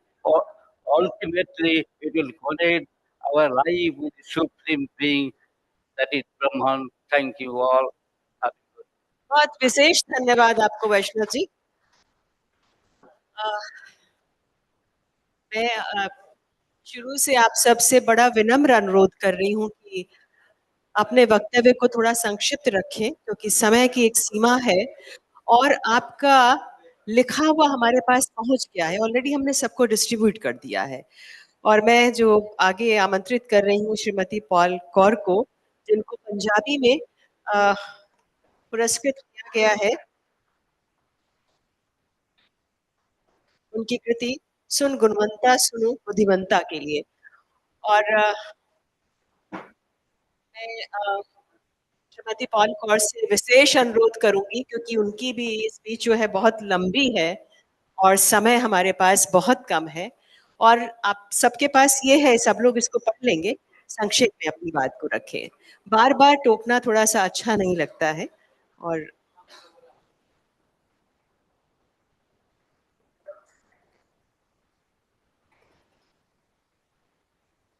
आदरजोत और मेरे साथी ਸਾਹਿਤਕਾਰ ਦੋਸਤੋ, मैं पंजाबी च अपनी गल करांगी। मैं अपनी गल एक शुक्रिया तो शुरू करांगी। सब तो पहला मैं अपने पिता का शुक्रिया करांगी जिन्हों ने मैनू कविता की परिभाषा दी, क्योंकि वो साहित्य वो धार्मिक कविता लिखते सी।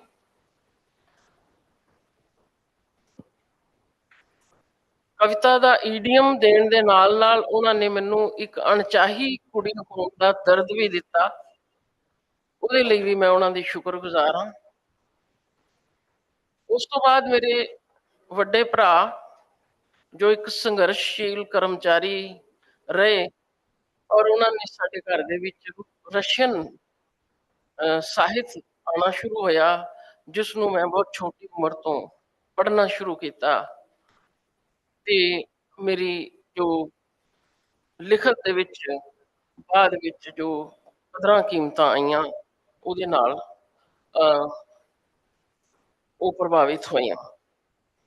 ਇੱਕ ਅਣਚਾਹੀ ਕੁੜੀ ਹੋਣ ਦਾ ਦਰਦ ਹੌਲੀ ਹੌਲੀ ਰਿਸ਼ਤਿਆਂ ਵਿੱਚ ਤੇ ਸਮਾਜ ਦੇ ਨਾਲ ਸਵਾਲਾਂ ਦੇ ਵਿੱਚ ਫੈਲ ਗਿਆ। ਜੁਰਮ ਕੀਤੇ ਬਿਨਾ ਜਦੋਂ ਕਿਸੇ ਦਾ ਹੋਣਾ ਜੁਰਮ ਬਣ ਜਾਏ ਤਾਂ ਕੋਈ ਕੀ ਕਰੇ।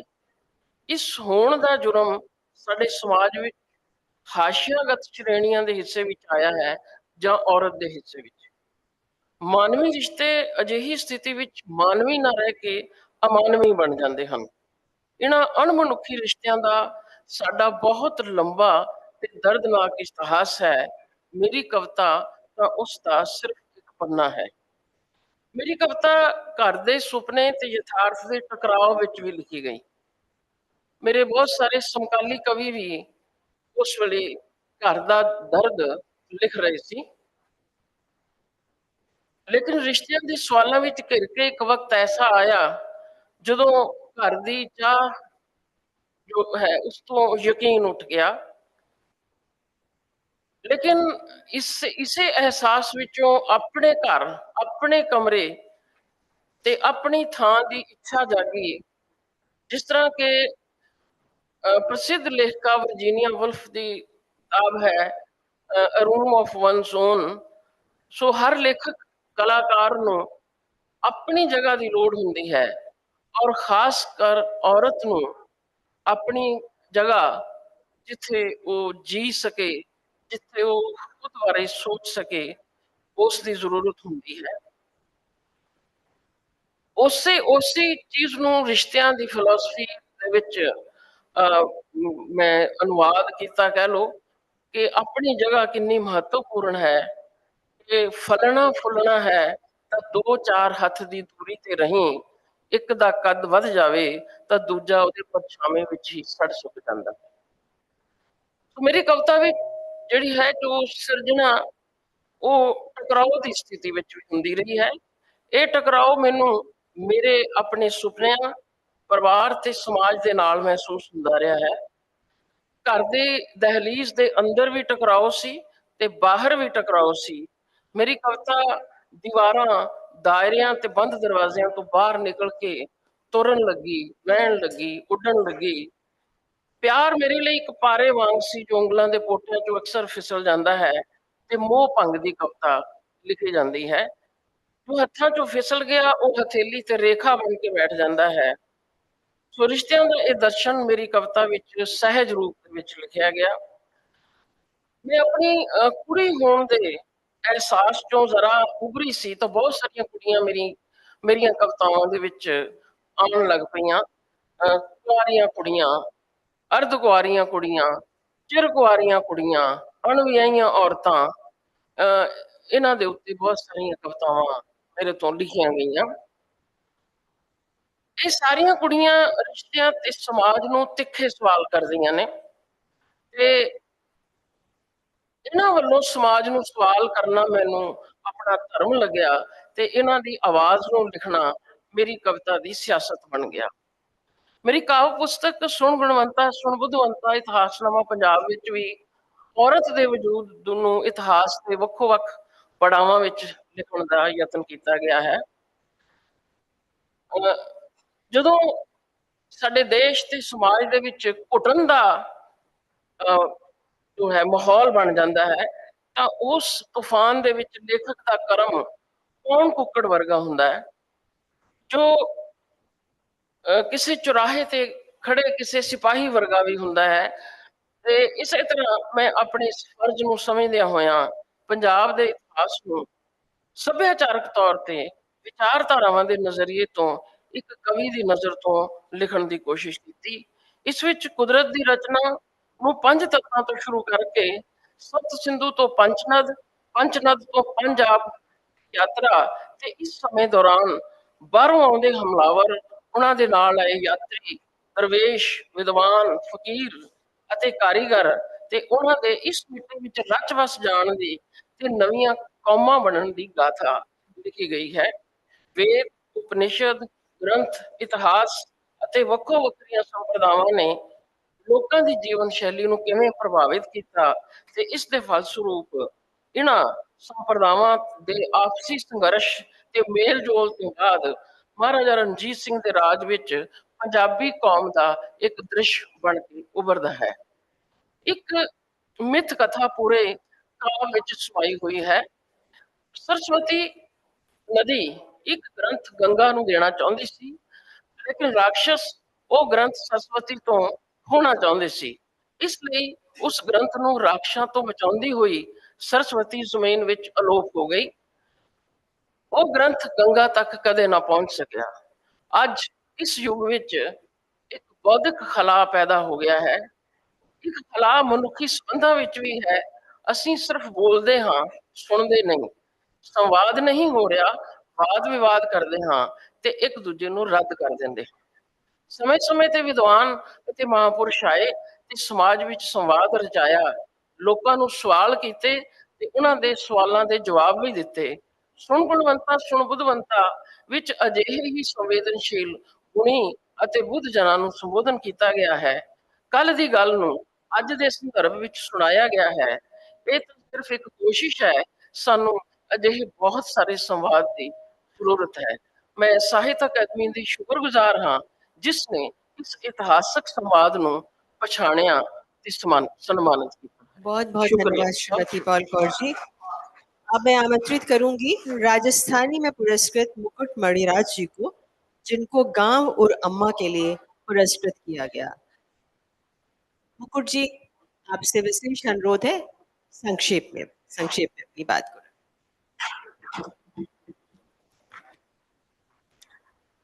घणी खमा साहब, जय राजस्थानी। मंचस्थ साहित्य अकादमी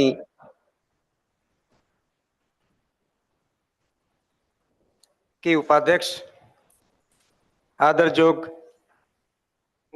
प्रोफेसर कुमुदजी शर्मा, कोऑर्डिनेटर आदरजोग जसलीन जी और सामने विराजे सभी अकादमी से पुरस्कृत रचनाकार विद्वान साथियों और उपस्थित बहनों भाइयों, मैं राजस्थानी भाषा का रचनाकार हूँ। मेरे लिए बड़ा हर्ष और गर्व का दिन है कि मुझे राजस्थानी भाषा की इस सर्वोच्च पुरस्कार से अकेडमी द्वारा अलंकृत किया गया। मैं आभारी हूँ अकेडमी के अध्यक्ष आदरणीय माधव जी कौशिक, के सचिव के श्रीनिवास राव साहब, हमारे राजस्थानी भाषा मंडल के संयोजक डॉक्टर अर्जुन देव चारण जी और निर्णायक मंडल का बहुत बहुत आभार। ज्यादा बात नहीं करूंगा। मैं राजस्थान प्रदेश की शिक्षा नगरी कोटा से आया हूँ। आप सबने कोटा का नाम सुना होगा, जहाँ हर साल 2.5 लाख बच्चे पूरे देश भर से कोटा में आईआईटी और मेडिकल के लिए आते हैं। उस कोटा शहर में मैं रहता हूँ जहाँ धीरे धीरे मेरी राजस्थानी लुप्त होती जा रही है, क्योंकि उन बच्चों की वजह से मेरा शहर उनकी भाषा में बात करने की कोशिश करता है। मैं बंगों उस प्रदेश का निवासी हूँ जिसकी शौर्य गाथाएं विश्वविख्यात हैं, जहाँ के त्याग और बलिदान के किस्से इतिहास में भरे पड़े हैं, जहाँ भक्ति और शक्ति का अद्भुत संगम है। मैं उस राजस्थान का निवासी हूँ जहाँ साहित्य, कला, संगीत और लोकोत्सव जीवन में रस घोलते हैं। निरंतर अनावृष्टि और अतिवृष्टि से अकाल की विभीषिका झेल कर भी जहाँ हरदम जिंदगी मुस्कुराती है। मैं उसी महान प्रदेश की भाषा राजस्थानी में लिखता हूँ, पढ़ता हूँ, बोलता हूँ, सोता हूँ, जागता हूँ, उठता हूँ, बैठता हूँ। मेरा पूरा परिवार, मेरा पूरा गांव, मैं एक छोटे से गांव का निवासी हूँ और उस गांव से निकलकर मैं शहर में आया। मैं एक अध्यापक हूँ। उस पूरे गांव को मैं अपने अंदर हमेशा धड़कता हुआ पाता हूँ। उसकी गलियां, उसके चौबारे, उसके खेत खलियान, उसके नदी नाले, उसके जंगल, उसकी तलहटियां, उसके झरने और उसमें रहने वाले लोग जो जीवन को किस संघर्ष के साथ जीते हैं, किस तरह के अभाव और विभीषिकाओं के बीच में वो पलकर अपना जीवन निर्वाह करते हैं, उनकी पीड़ा को व्यक्त करने का मैंने और वहीं से मैं प्रेरणा लेता हूँ। मेरी माँ, चूंकि मैं बताया जाता है कि 2.5 माह का था तभी मेरे पिता स्वर्गवासी हो गए थे। मुझे मेरी माँ ने संवारा, माँ ने बनाया, माँ ने पाला, माँ ने पोसा और माँ ने इस लायक बनाया कि आपके सामने खड़ा हूँ। इसलिए सब कुछ दिया हुआ माँ का है। वो माँ जो रात-रात भर जागती थी, जो मेहनत मज़दूरी करती थी, जो घट्टी से पीसती थी, जो मतलब एक-एक पुरुष की तरह खेत खलिहान का खड़े होकर काम करती थी। उस माँ को मैंने बचपन से देखा, उसकी पीड़ा को भोगा, उसके यथार्थ को जाना और मेरी वो संवेदनाएँ मेरे कविता के रूप में प्रकट हुई। मैं उस माँ का हृदय से प्रणाम करता हूँ, वो नहीं है, लेकिन ईश्वर उसे वो स्थान दे जहाँ उसके लिए हमेशा मतलब वैकुंठ का वास हो। उस माँ का दिया हुआ सब कुछ मैं पा रहा हूँ। आज मेरा परिवार पूरा राजस्थानी बोलता है, हिंदी बोलता है, अंग्रेजी बोलता है, लेकिन राजस्थानी मेरे लिए इस जो मेरा रक्त है, उस रक्त में वो हीमोग्लोबिन जिसे कहते हैं उसके रूप में रहता है राजस्थान का रक्त। मैं उसी मेरी जो पुस्तक राजस्थानी भाषा के बारे में बात करूँगा तो बहुत लंबा समय निकल जाएगा, इतना वक़्त नहीं है। मैं पूरा इतिहास राजस्थान का और क्या-क्या राजस्थान में लिखा गया है, मतलब 1100 ईस्वी से चंद बरदाई से लेकर अब तक, लेकिन मैं वो नहीं दोहराऊँगा, यहाँ वक़्त नहीं है। मैं मेरा संपूर्ण जीवन गाँव में बीता। राजस्थान सरकार में शिक्षक रहते हुए भी गाँव में रहा। तो गाँव का सहज सरल लोक जीवन, लोक संस्कृति, परंपराएँ, रीति-रिवाज, जीवन पद्धति, आपसी व्यवहार, अतिथि सत्कार, गाँव में भी उत्सव धर्मिता का हुनर तथा किसान व मजदूर के जीवन के संघर्ष को प्रत्यक्ष देखा व और भोगा है। जब मैं शहर में मुझे आकर रहना पड़ा, तो कई ऐसे बुजुर्ग जो आके शहर में रहते हैं, उनको शहर रास नहीं आता, उनसे कोई बोलने वाला नहीं मिलता और तो और उसके परिवार की तीसरी पीढ़ी जो बच्चे हैं, वो बच्चे भी उनसे कन्नी काटते हैं और स्थितियाँ ये आ रही हैं कि आज बुजुर्ग बिल्कुल अलग-थलग से पड़े हुए हैं। गाँव और अम्मा जो मेरी पुस्तक है, उसमें ये स्थितियाँ बहुत मुखरित होकर सामने आई हैं और उनको मैंने लिखने का प्रयास किया है। अ, ढलती उम्र में जब शहर में निवास हुआ तो पाया कि शहर में सब मतलब की यारी है। शहरी जीवन अ, और व्यवहार पूर्णतः औपचारिक, जबकि ग्राम्य जीवन नितांत अनौपचारिक होता है।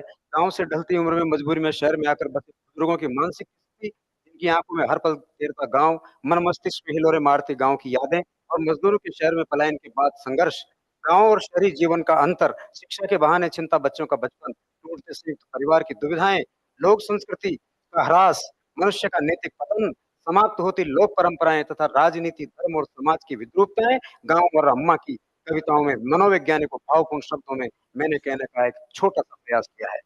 गाँव और अम्मा में गाँव शब्द संपूर्ण भारतवर्ष के गाँव और अम्मा शब्द संपूर्ण भारतवर्ष की माँओं का प्रतिनिधित्व करते हैं।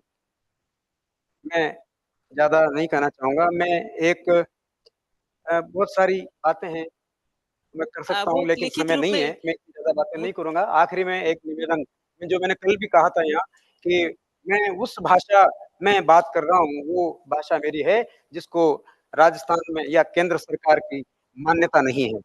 उस भाषा को हम लिखते हैं, पढ़ते हैं, बोलते हैं और इसका परिणाम ये हो रहा है कि मेरी भाषा दिनों-दिन खत्म होती जा रही है। तीसरी पीढ़ी तो अब अंग्रेजी दान हो गई है, वो अंग्रेजी बोलती है। अपने बाबा दादी उनको ऐसे लगते हैं जैसे कोई खजुराहो और उसकी गुफा से खुद निकाले गए कोई बुजुर्ग हो, तो उनको वो अच्छे नहीं लगते। तो यदि मेरी भाषा को, मैं अकेडमी की उपाध्यक्ष आदरणीय डॉक्टर प्रमोद कुमुद जी यहाँ भी राजी हैं, मैं अकेडमी से निवेदन करना चाहता हूँ कि वो भी कुछ ऐसा प्रयास करें कि राजस्थानी भाषा को मान्यता मिले। आप सबने सुना, उसके लिए बहुत बहुत धन्यवाद।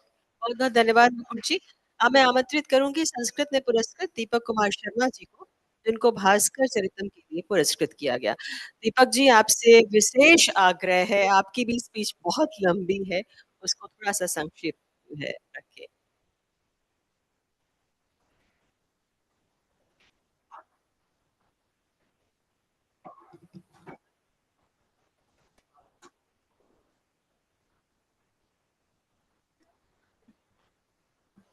Respected Chairperson, Madam, and the August gathering here. I shall try to return to my seat before this Madam stand up. Prior to her standing up, I shall try to be there. First of all, with profound gratitude and deep sense of honor, I stand here.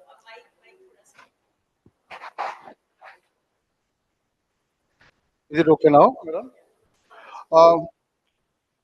As the author of the Bhaskara Charitam, which has been selected for, which has been awarded the prestigious Sahitya Akademi Award, this recognition fills me with immense pride, not only for myself, but also for the legacy of the great King Kumar Bhaskara Verma, whose life and contribution inspired me to uh, writing this book. My dear friends, both a student as well as a teacher, with a sense of interest in classical Sanskrit literature and literary criticism, I have gained some insight into Sanskrit literature, its growth and evolution. As we know, the Ramayana is called the Adi Kaipa because I think it is the first Kaipa in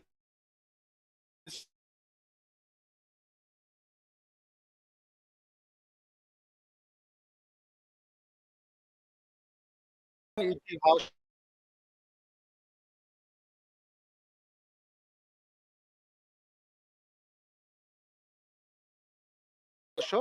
and these are standing not only as a treasure but also writings in various regional languages of India. My dear friends, it is also widely acknowledged that the entire body of the Vedic text, beginning with the Rig Veda, is rich in exquisite poetic elements. For instance, I'm referring to one line in the Rig Veda, wherein the seer and visions, Surya, the sun, following Kushas, the presiding deity of the goddess of dawn, in the morning as a young man trailing a maiden. Studio Devi Mushasabro Chamanam, etc. This simplicity of expression, in my opinion, should not be unduly criticized when evaluating the spirit of the poet's intent. My dear friends, with Ashwagandha, there began a new chapter in Sanskrit, classical Sanskrit literature. Not only gods and goddesses remain the central point of attraction, but human beings, particularly kings and elites, also become focal points of literary activities. This shift of paradigm led to the exploration of themes such as pleasure and pain, hopes and aspirations, and the more nuanced aspects of human emotion, which came to define kaipas and dramas. Writers expressed concern for the privileged while also being emphatic towards the marginalized. Yet, the timeless values of life as outlined in the Shastras through the four Purusharthas were never neglected. Leaders could recognize figures like Rama and Yudhishthira as embodying Dharma, just as they did with Dushyanta and Udayan also. During the classical period of Sanskrit literature, significant changes were observed, not only in content but also in form and style. Natural phenomena gained primary importance in the kaipas, including dramas, which similes and metaphors, often drawn from nature, like flowers, birds, rivers, lakes, so on and so forth. Over time, however, writers began to choose newer objects of comparison. For example, the great writer Shuddha, whose Mritya is still famous. Therein, the prostitutes are likened to pebbles inside a shoe, irritating the hearer. Such instances can be multiplied. And these are over the years in the modern Sanskrit tradition, writers have begun writing. Writers are trying to address wide range of diverse issues. Some modern Sanskrit writers continue to follow traditional norms, both in themes and forms. But at the same time, another group of writers are more attuned to the global literary landscapes, seems to incorporate newer forms into Sanskrit literature, and as a result, we are now having the pleasure of enjoying ghazals and haikus in Sanskrit as well. Sanskrit writers today are also advocating for various isms reflecting the evolving cultural and intellectual climate. The current generation of Sanskrit readers is fortunate to experience a wide array of literary forms from remarkable Sanskrit writers. So many remarkable Sanskrit writers. So coming to my Bhaskara Saritam, I would like to share that it belongs to the genre of called Khanda Kaibya and its purpose is to chronicle the remarkable life of King Bhaskara Burma, a ruler who reigned over Assam, historically known as Kamrupa and Pragjotishpura, during the 7th century. A figure of historical significance, he was not only a powerful monarch but also a contemporary and ally of King Harshavardhan, and their friendship is beautifully narrated in the Harsasarita Panabhatta. What makes Bhaskara Varma's reign even more extraordinary is his dedication to Sanskrit education and Vedic practices. The copper plate inscriptions associated with him reveal his profound commitment to Sanskrit literature, featuring beautiful compositions in both prose and verses. His support for knowledge and culture is a testament to his visionary leadership.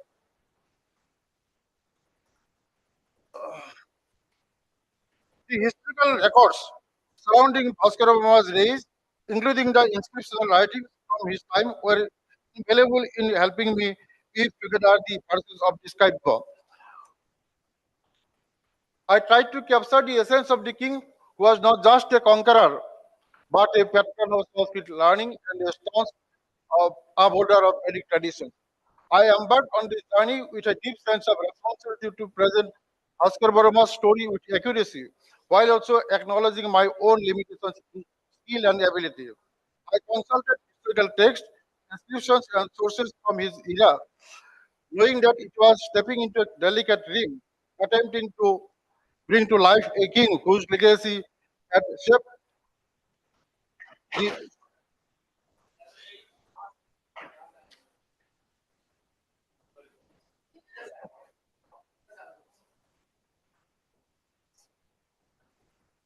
I think he is okay. Not too much.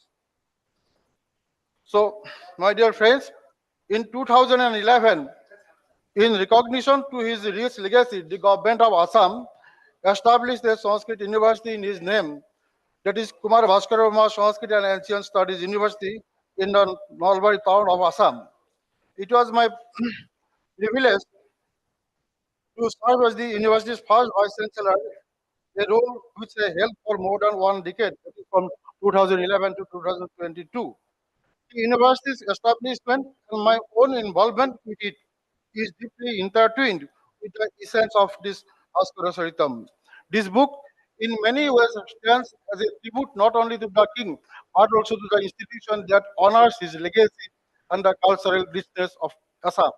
The Bhaskara Saritam was published in the year 2021 by the publication cell of this university. Receiving the Sahitya Akademi Award for this book is a deeply emotional moment for me. It is not just a recognition of my literary efforts, but a celebration of the timeless spirit of, of Sanskrit literature, which continues to inspire and uplift. It is also a celebration of the rich cultural heritage that we, as writers and readers, are tasked with preserving and passing down through the generations. This honor is not just mine, it belongs to all those who have supported me on this journey. especially the great writers and scholars who have laid the foundation of Sanskrit literature and to the people of Assam, whose history and culture are also reflected in this work. In conclusion, Sanskrit is my humble tribute to a great king, a visionary patron of knowledge, and a timeless symbol of leadership. It is a gift to the Sanskrit language and literature, and I am deeply grateful to the Sahitya Akademi for recognizing it in this way. Thank you for your बहुत बहुत kind धन्यवाद दीपक presence. जी। अब मैं आमंत्रित करूंगी संताली में पुरस्कृत महेश सोरेन जी को।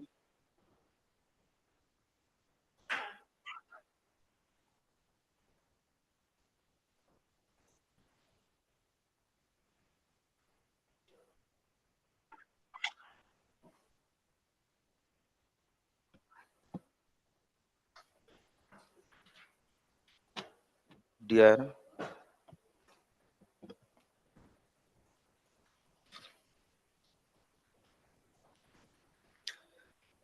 Dear respected President, scholars and intellectuals of different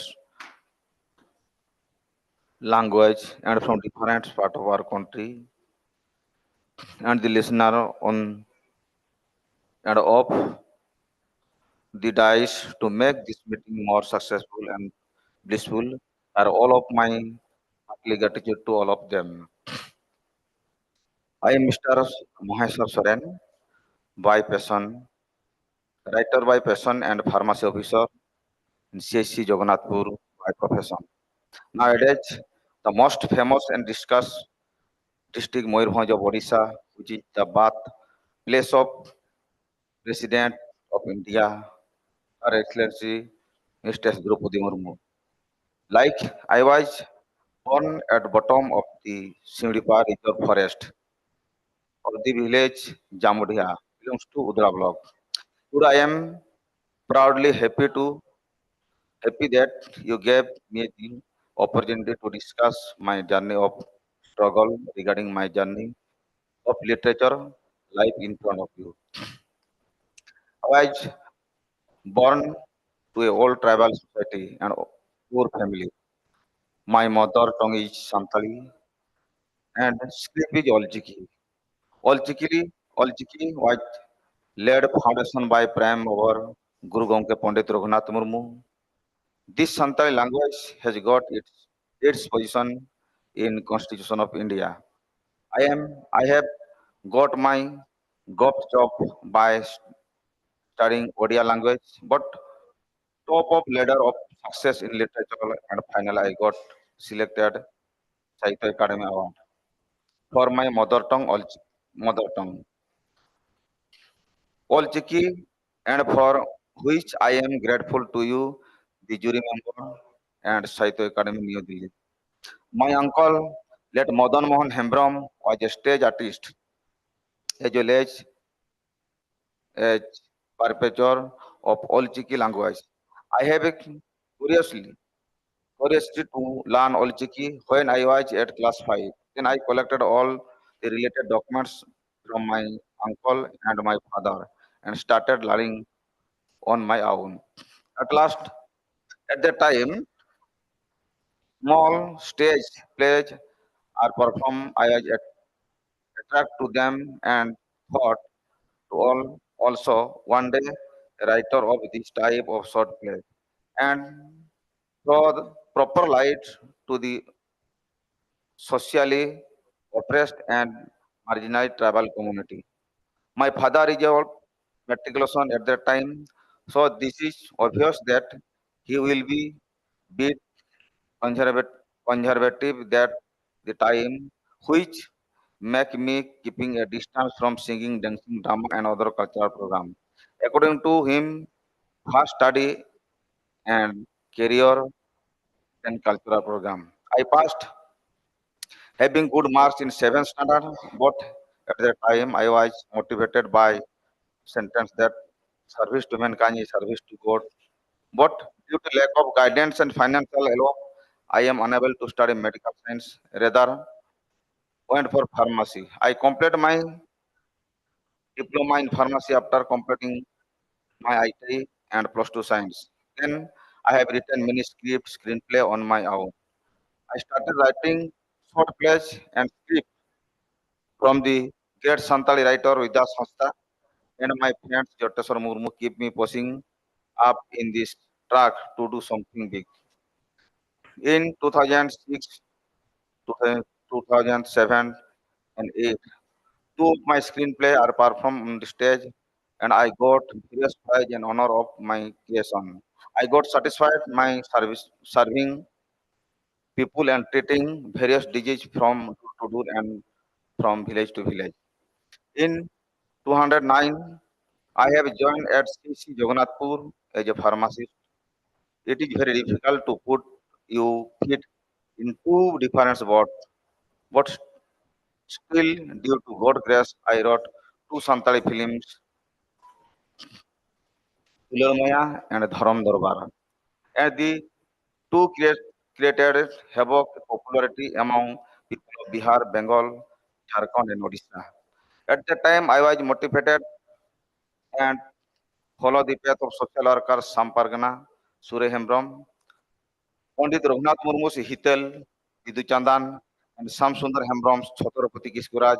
They pushed me a lot in this field to go ahead. Then I start writing paragraph after my devoting story and drama writing. Fagun, Jahirangi, Sundhaini, Tetang, etc. published newspaper. By that time, senior writer Dr. Gangadhar Hasta supported me to publish my book in the writing. My first published book was Sikaria, the Hunter, in 2015. Monekwa Dharam Darbar, Justice of Supreme, in 2016. Sechet Sautarin Andhamanmi, 2018, and Mythology Karambinti.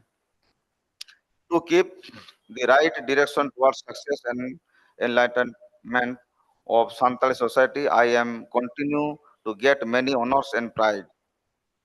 Today, I got to know that I have been selected on behalf of Kendra Sahitya Academy.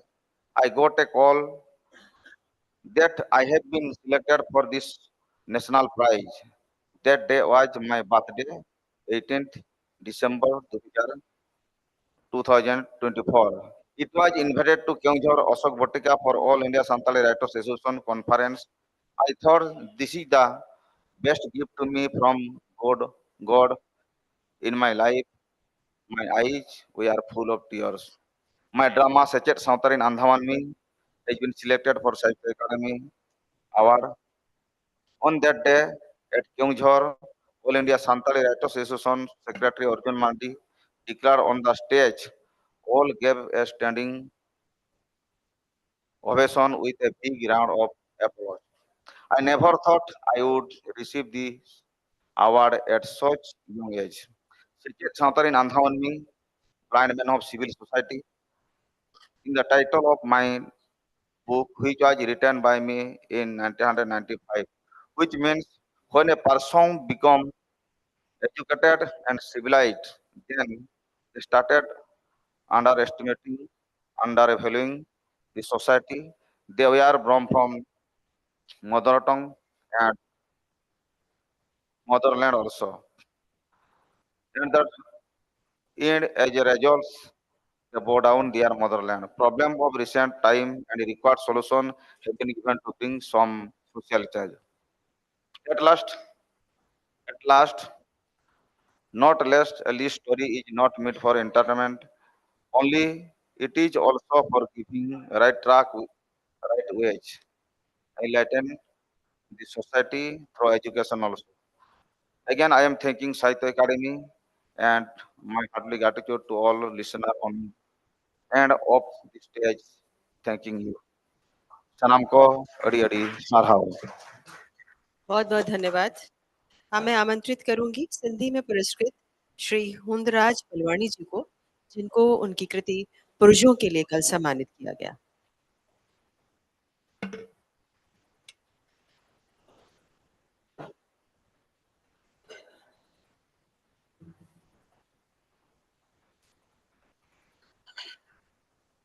आदरणीय सभापति महोदया कुमुद जी, होड़े बंद करी सुने phone है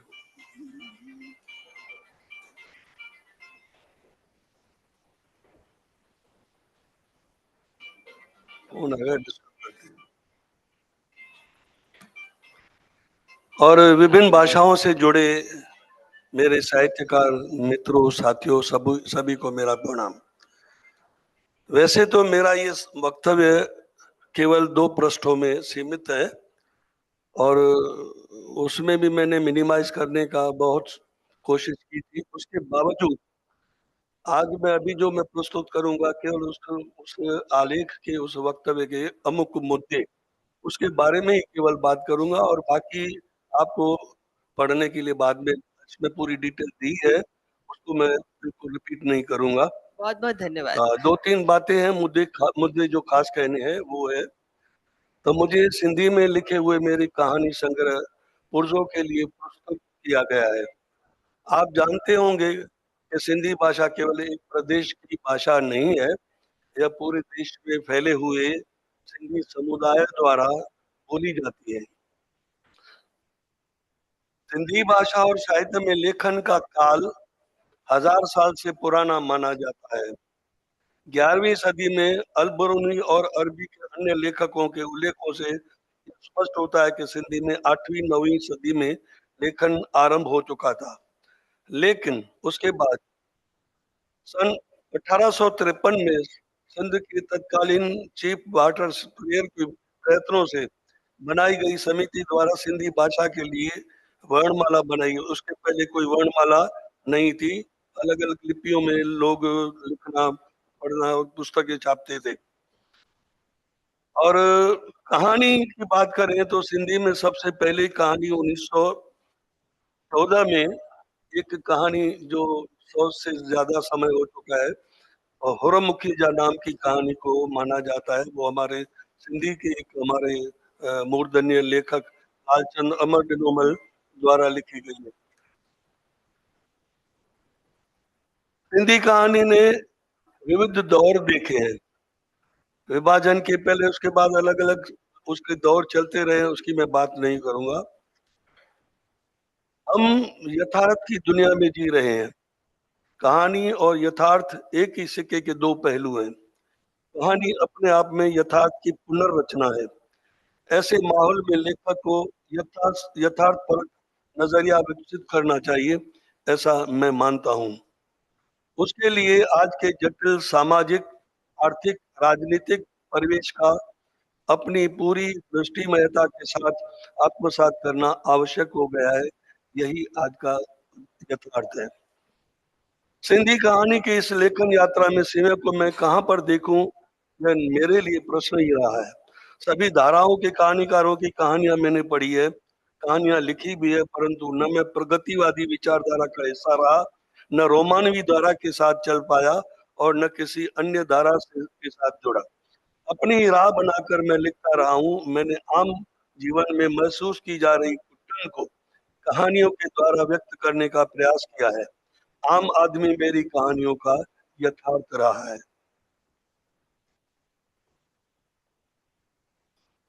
सिंधी भाषा की स्थिति अन्य भाषाओं से जरा अलग है, उसका मैं विस्तार से उसके बारे में बात कल भी थोड़ा इस बारे में अपने विचार प्रकट किए थे। और अभी जो लेखन धारा है, इतनी समस्याओं के बावजूद सिंधी को जो कोई प्रदेश नहीं है, उसके बाद भी लेखन भले कम ही मात्रा में लेखन अच्छी तरह से हो रहा है। और जिस भाषा को केवल 1.5 या 200 वर्ष पहले वर्णमाला मिली हो, इस भाषा को विभाजन के समय 2 भागों में बांटा गया हो, जिस भाषा की लिपि के लिए अब भी चर्चाएं और बहस होते रहते हो, उस भाषा में प्रचुर मात्रा में दमदार कहानियों का लेखन अवश्य हुआ है। उसके लिए मैं अपनी भाषा के साहित्यकारों पर गर्व महसूस करता हूँ। धन्यवाद। बहुत बहुत धन्यवाद। मैं आमंत्रित करूंगी तमिल में पुरस्कृत श्री A.R. वेंकटाचलपति जी को, जिनको तिरुनेलवेली एलुचियम वाउ 1960 के लिए पुरस्कृत किया गया। Vanakkam, good afternoon. I am not used to delivering acceptance speeches, least of all one accepting the Sahitya Akademi Award. Every Tamil writer, a poet, a novelist, or short story writer, even a literary critic, nurses the dream, if not the hope or even anticipation, of receiving the Sahitya Akademi Award. Some writers may even be mentally rehearsing the acceptance speech. If a historian were to fancy receiving the Sahitya Akademi Award, he would be living in a fool's paradise. Not that historians are new to the award. Sarvapalli Gopal and more recently Ramchandra Guha readily come to mind. But I think I am the first historian to receive the award for Tamil, and I am grateful to the jury and the Sahitya Academy for this honor. But here I am in the city in which I did some of my most exciting and formative research, digging into the riches of the Indian Cultural Archive at the Nehru Memorial Museum and Library, the National Archives of India, and the Sahitya Academics Library. And it is the whole truth and nothing but the truth when I say that the award was least expected, not only by its recipient, but also by the Tamil literary world. Some words of explanation and context are therefore in order. My career as a writer and historian had the most unlikely beginnings. Like many urban middle class schoolboys and girls of my generation, I grew up reading Enid Blyton's and sundry other stuff. Fortuitously, when in class 10, I began to read in Tamil, and it profoundly changed my view and my life. At about the same time, the tragic saga of the patriot and Tamil scholar V.O. Chidambaram Pillai caught my imagination. Fascinated by the genre of the literary biography, I resolved to research V.O. Chidambaram Pillai's life and work. My last years in school were thus spent in various libraries in Chennai. I also had the curious experience of being shooed away from the Tamil Nadu archives on the grounds that I was but a schoolboy. Years later, as an undergraduate student, I had much difficulty in getting access to the Nehru Memorial Museum and Library, but that's another story. And slowly, one thing led to another. Hoping to land a job in a nationalized bank and pursue a writing career, I studied BCom. But within a week of joining the BCom course, I was back at the majestic red buildings of the Tamil Nadu archives. But now I was armed with a college identity card and a recommendation letter from a university professor. In the Tamil Nadu archives' musty corridors, Cleo seduced me, ruffling through the indexes and poring over the proceedings of the colonial government gave me a high that I have scarce known since. It didn't take long for me to realize that history was my calling. The search for Vivo Chidambaram took me from place to place, archive to archive, country to country. I met scores of people who helped with records and information. I roughed it out in remote places, sleeping on bed-bug-ridden beds and lodgings, mosquito-infested rooms. My decades long research for this tragic hero has shaped my vocation as a historian, my life as a social being, and my conscience as an individual. They have also taught me what life is. Now to the award winning book itself. As a young and aspiring historian, one of the events that captivated me in VOC's life was the heroic protest of the common people on 13 March 1908. Following 2 years of hectic Swadeshi activity, when V.O. Chidambaram pulled off what seemed impossible, the launching of an indigenous shipping venture against a global maritime behemoth, the British India Steam Navigation Company. South India was on a boil. It was not long before the colonial masters decided to crush the movement. On the afternoon of 12 March 1908, VOC was arrested. The next day, the towns of Tirunelveli and Tuticorin erupted. The common people took to the streets, burned down government buildings, set fire to the kerosene depot, and attacked police stations and courts. Shouts of Vande Mataram and Chidambaram Pillai Ki Jai rent the air. For some hours, the region was a liberated zone. Soon the police came and quelled the protest, and in an act of collective retribution, a punitive police force was stationed for 6 months. V.O. Chidambaram himself was convicted for sedition and was sentenced to 2 life imprisonments. The protest had all elements of a drama. It was also the moment when subaltern studies was in its heyday.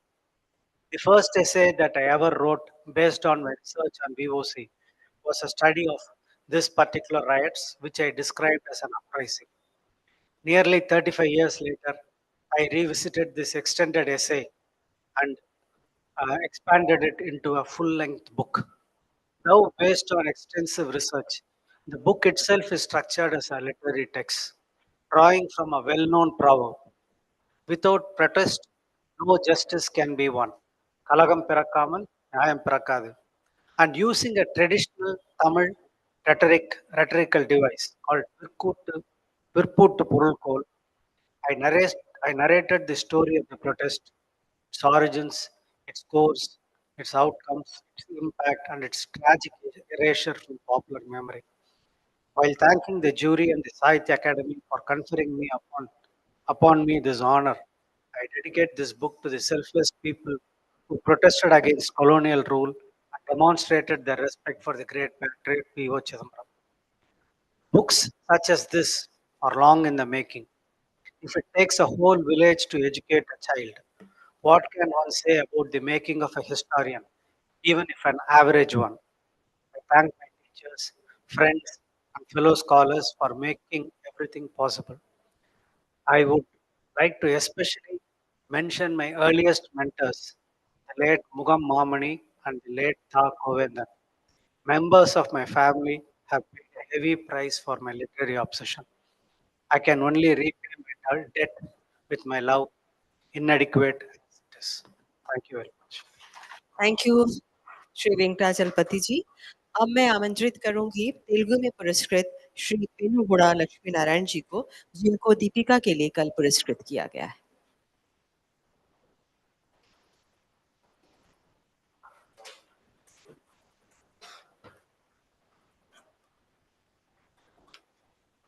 Good afternoon to all of you. Professor Kumud Sharma ji, Vice Chairman, our Kendra Sahitya Akademi, and my friends and recipients of the great awardees. First, I have to say a few words about my 50 years long journey in progressive literary movement and Progressive Writers Association. I have started my career with Progressive Writers Association from the age of 19, that is from 1974. Till now, I am working in Progressive Writers Association. I carried posts from district level to national level. Now I am the president of All India Progressive Writers Association. I have been elected in 2023 at the Jabalpur 18th conference of our PW. I pay my respect to my predecessor presidents, including K. Abbas, Mulk Rajanand, Sajjad Jahir, S. A. Donge, Kishan Chandra, Bhishma Sahani, Premchand, and Ponilan, and others. I humbly submit that I am the first person to be elected as the national president from the two Telugu-speaking states in the country. Yes, I have been practicing advocate in Guntur city. That was my field of working. I had the opportunity to serve the Bar Association's president.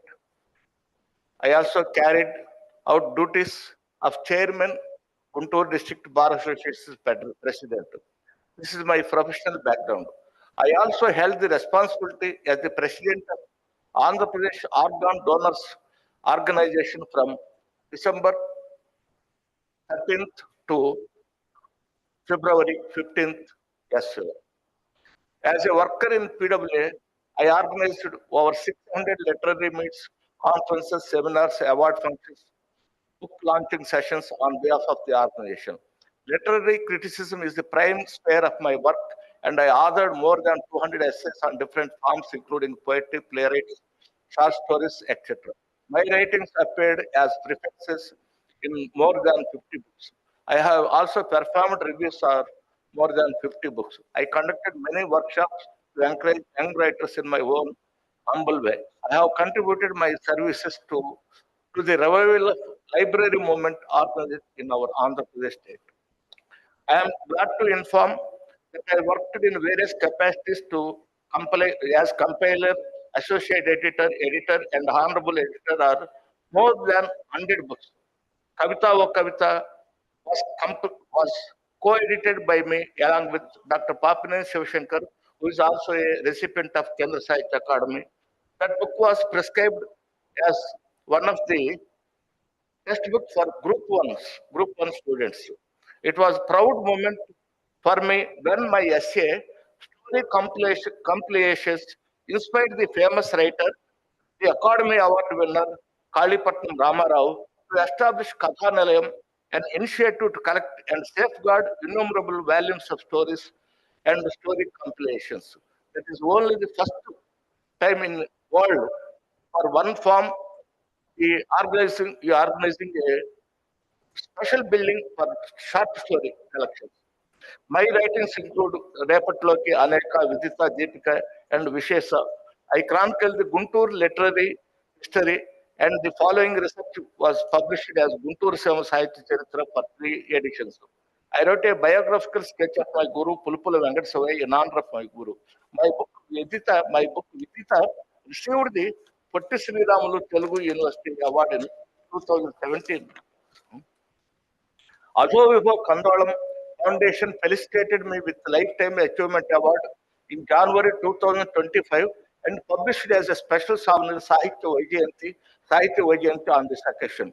This prestigious foundation has honored several Telugu literary personalities in the last 31 years. Among them is our Honorable late Prime Minister Sri P.V. Narasimha Rao. I have also received numerous other awards for my contribution to Telugu literature. In the long journey, I could garner to the love and affection of several writers of the both Telugu states. My solution to Pulpula Venkat Savaya, who introduced me to All India Progressive Writers Association, and to my mentor, Dr. Parchur Rajaram, a progressive writer and activist who guided and shaped my ideology. I also express my heartfelt gratitude to late Kondepudi Srinivasa, a dedicated progressive writer and a wonderful translation. On this momentous occasion, my thoughts go back to another important day in my life when I visited Highgate ceremony in London along with my wife Geeta and my daughter Sri Chandra on 20th July 2019. I paid homage to Comrade Karl Marx at I paid homage to Comrade Karl Marx at his grave. I believe in the doctrine of Marxism and an egalitarianist of society. My school of thought is Marxism, and I am a strong believer of communism. I dedicate this award to Progressive Writers Association and Progressive Literary Movement. I convey my best wishes to all the other literary personalities of different languages who received Academy Awards this year. I am thankful to the Kendra Sahitya Akademi for giving this great award and also the jury members and Madam. बहुत बहुत धन्यवाद। उर्दू में पुरस्कृत अतीकुल्ला जी अभी थोड़ी देर समय से मेरी जानकारी है मुझे नहीं थे, यहाँ है तो नहीं अभी? जी जी जी किसी कारणवश वो नहीं आ पाए हैं। हमने बहुत सारे लेखकों को जो कल सम्मानित हुए सुना और बहुत लंबे समय से हम यहाँ बैठे हुए हैं। आप सबने बहुत धैर्य के साथ उनको सुना। मैं देख रही थी कि जब बोल रहे थे तो बहुत सारी बातें कहना चाहती थी, लेकिन हमारे पास समय की एक सीमा थी और मुझे और हमारी संयोजिका को बीच-बीच में थोड़ा आग्रह करना पड़ा। हम नहीं चाहते थे, लेकिन कई बार हमारी विवशताएं होती हैं। समय हो गया है। मैं सिर्फ बहुत कम समय में 1 मिनट में इसको समेटती हूँ जो बातें यहाँ कही गई हैं, क्योंकि बहुत अच्छी बातें निकल कर के आई। कुछ कहने का मेरा भी मन है। जितने लोगों को मैंने सुना यहाँ पर, सर्वश्रेष्ठ कृति के लिए वो सम्मानित हुए और उनका वक्तव्य अपने आप में बहुत महत्वपूर्ण होता है हम सबके लिए। लेकिन जो एक कृतिकार होता है जब इस मंजिल पर पहुंचता है तो बहुत सारे अनुभवों के साथ पहुंचता है। जो बातें यहाँ निकल कर के आई उनका जो सार आया कि साहित्य और साहित्यकार जब सक्रिय होते हैं दोनों, तो वो जीवन से जुड़े रहने का एक सृजनशील संकल्प है। और जब रचनाकार जीवन से जुड़ता है तो मैंने सुना कुछ लोगों के लिए जीवन एक पाठ है। उन्होंने जीवन को एक पाठ की तरह से पढ़ा है। कुछ के लिए जीवन उत्सव था, जो बातें यहाँ निकल करके आई। कुछ के लिए जीवन एक संगीत था। कुछ के लिए अराजक जीवन, शब्दातीत अनुभव और निष्ठुर भाषा के बीच से गुजर करके कुछ कहना था। बहुत से लोगों ने कहा कि जीवन बहुत सारी विसंगतियां हैं जीवन में। कुछ ने कहा इसके बीच विषमताओं के बीच सौंदर्य भी है। तो टोटलिटी में हमारे रचनाकारों ने जीवन की विषमताओं के बीच, जीवन की जटिलताओं के बीच उस सौंदर्य को भी देखा है। और जब रचनाकार किसी सौंदर्य को देखता है तो उसकी जो दृष्टि होती है वो सौंदर्य को एक वस्तुगत रूप में देखने की नहीं होती, वो सौंदर्य को आत्माभिव्यक्ति के रूप में देखता है। आत्माभिव्यक्ति, सौंदर्य उसके लिए आत्माभिव्यक्ति बन जाता है। और सिर्फ मैं, चूंकि ये बात यहाँ पर आई, तो मैं एक बात जोड़ना चाहूंगी कि आज बहुत पीड़ा होती है कि सौंदर्य को साहित्य के फलक पर बहुत सारे लोग एक उत्पाद की तरह से बेच देते हैं। और जब आप सौंदर्य को इस तरह से उतारते हैं, किसी मार्केट ओरिएंटेड थ्योरी से, सिद्धांत से, जब साहित्य के फलक पर बहुत कुछ पढ़ते हैं, मुहावरे करते हैं, तो साहित्य वहां मुरझा सकता है। साहित्य वहां कभी खिल नहीं सकता है। साहित्य को खिलने के लिए, साहित्य को मुस्कुराने के लिए जीवन का सत्य भी चाहिए, सौंदर्य भी चाहिए और शिवम भी चाहिए। बहुत अच्छा लगा कि हमारे बहुत सारे रचनाकारों ने ये बात यहाँ सामने रखी कि उनके पास एक अतीत है, एक वर्तमान है और भविष्य है। तीनों के साथ साझा करके वो आगे बढ़ रहे हैं। टैगोर की बात अभी आई थी तो मुझे याद आया कि हमारे रचनाकार जो एक धारा, बरस बीत गए, बरसों बीत गए, लेकिन कभी रविन्द्रनाथ टैगोर के रूप में आती है, कभी गांधी के रूप में आती है, कभी शरद के रूप में आती है, कभी अरविंद घोष के रूप में आती है। उस धारा से जुड़े हुए, उस धारा को साथ में लेकर के चल रहे हैं, अपनी सांस्कृतिक साहित्यिक विरासत से जुड़ करके आप सब लिख रहे हैं। आप सबका अभिनंदन और आपको नमस्कार। बहुत बहुत धन्यवाद।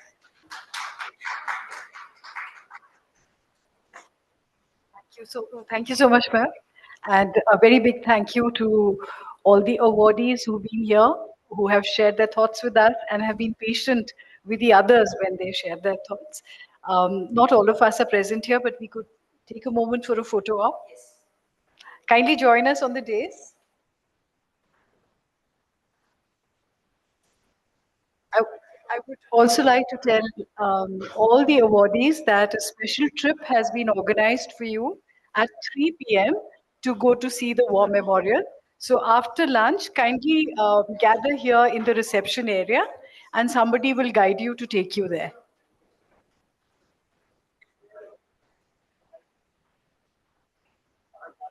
War Memorial.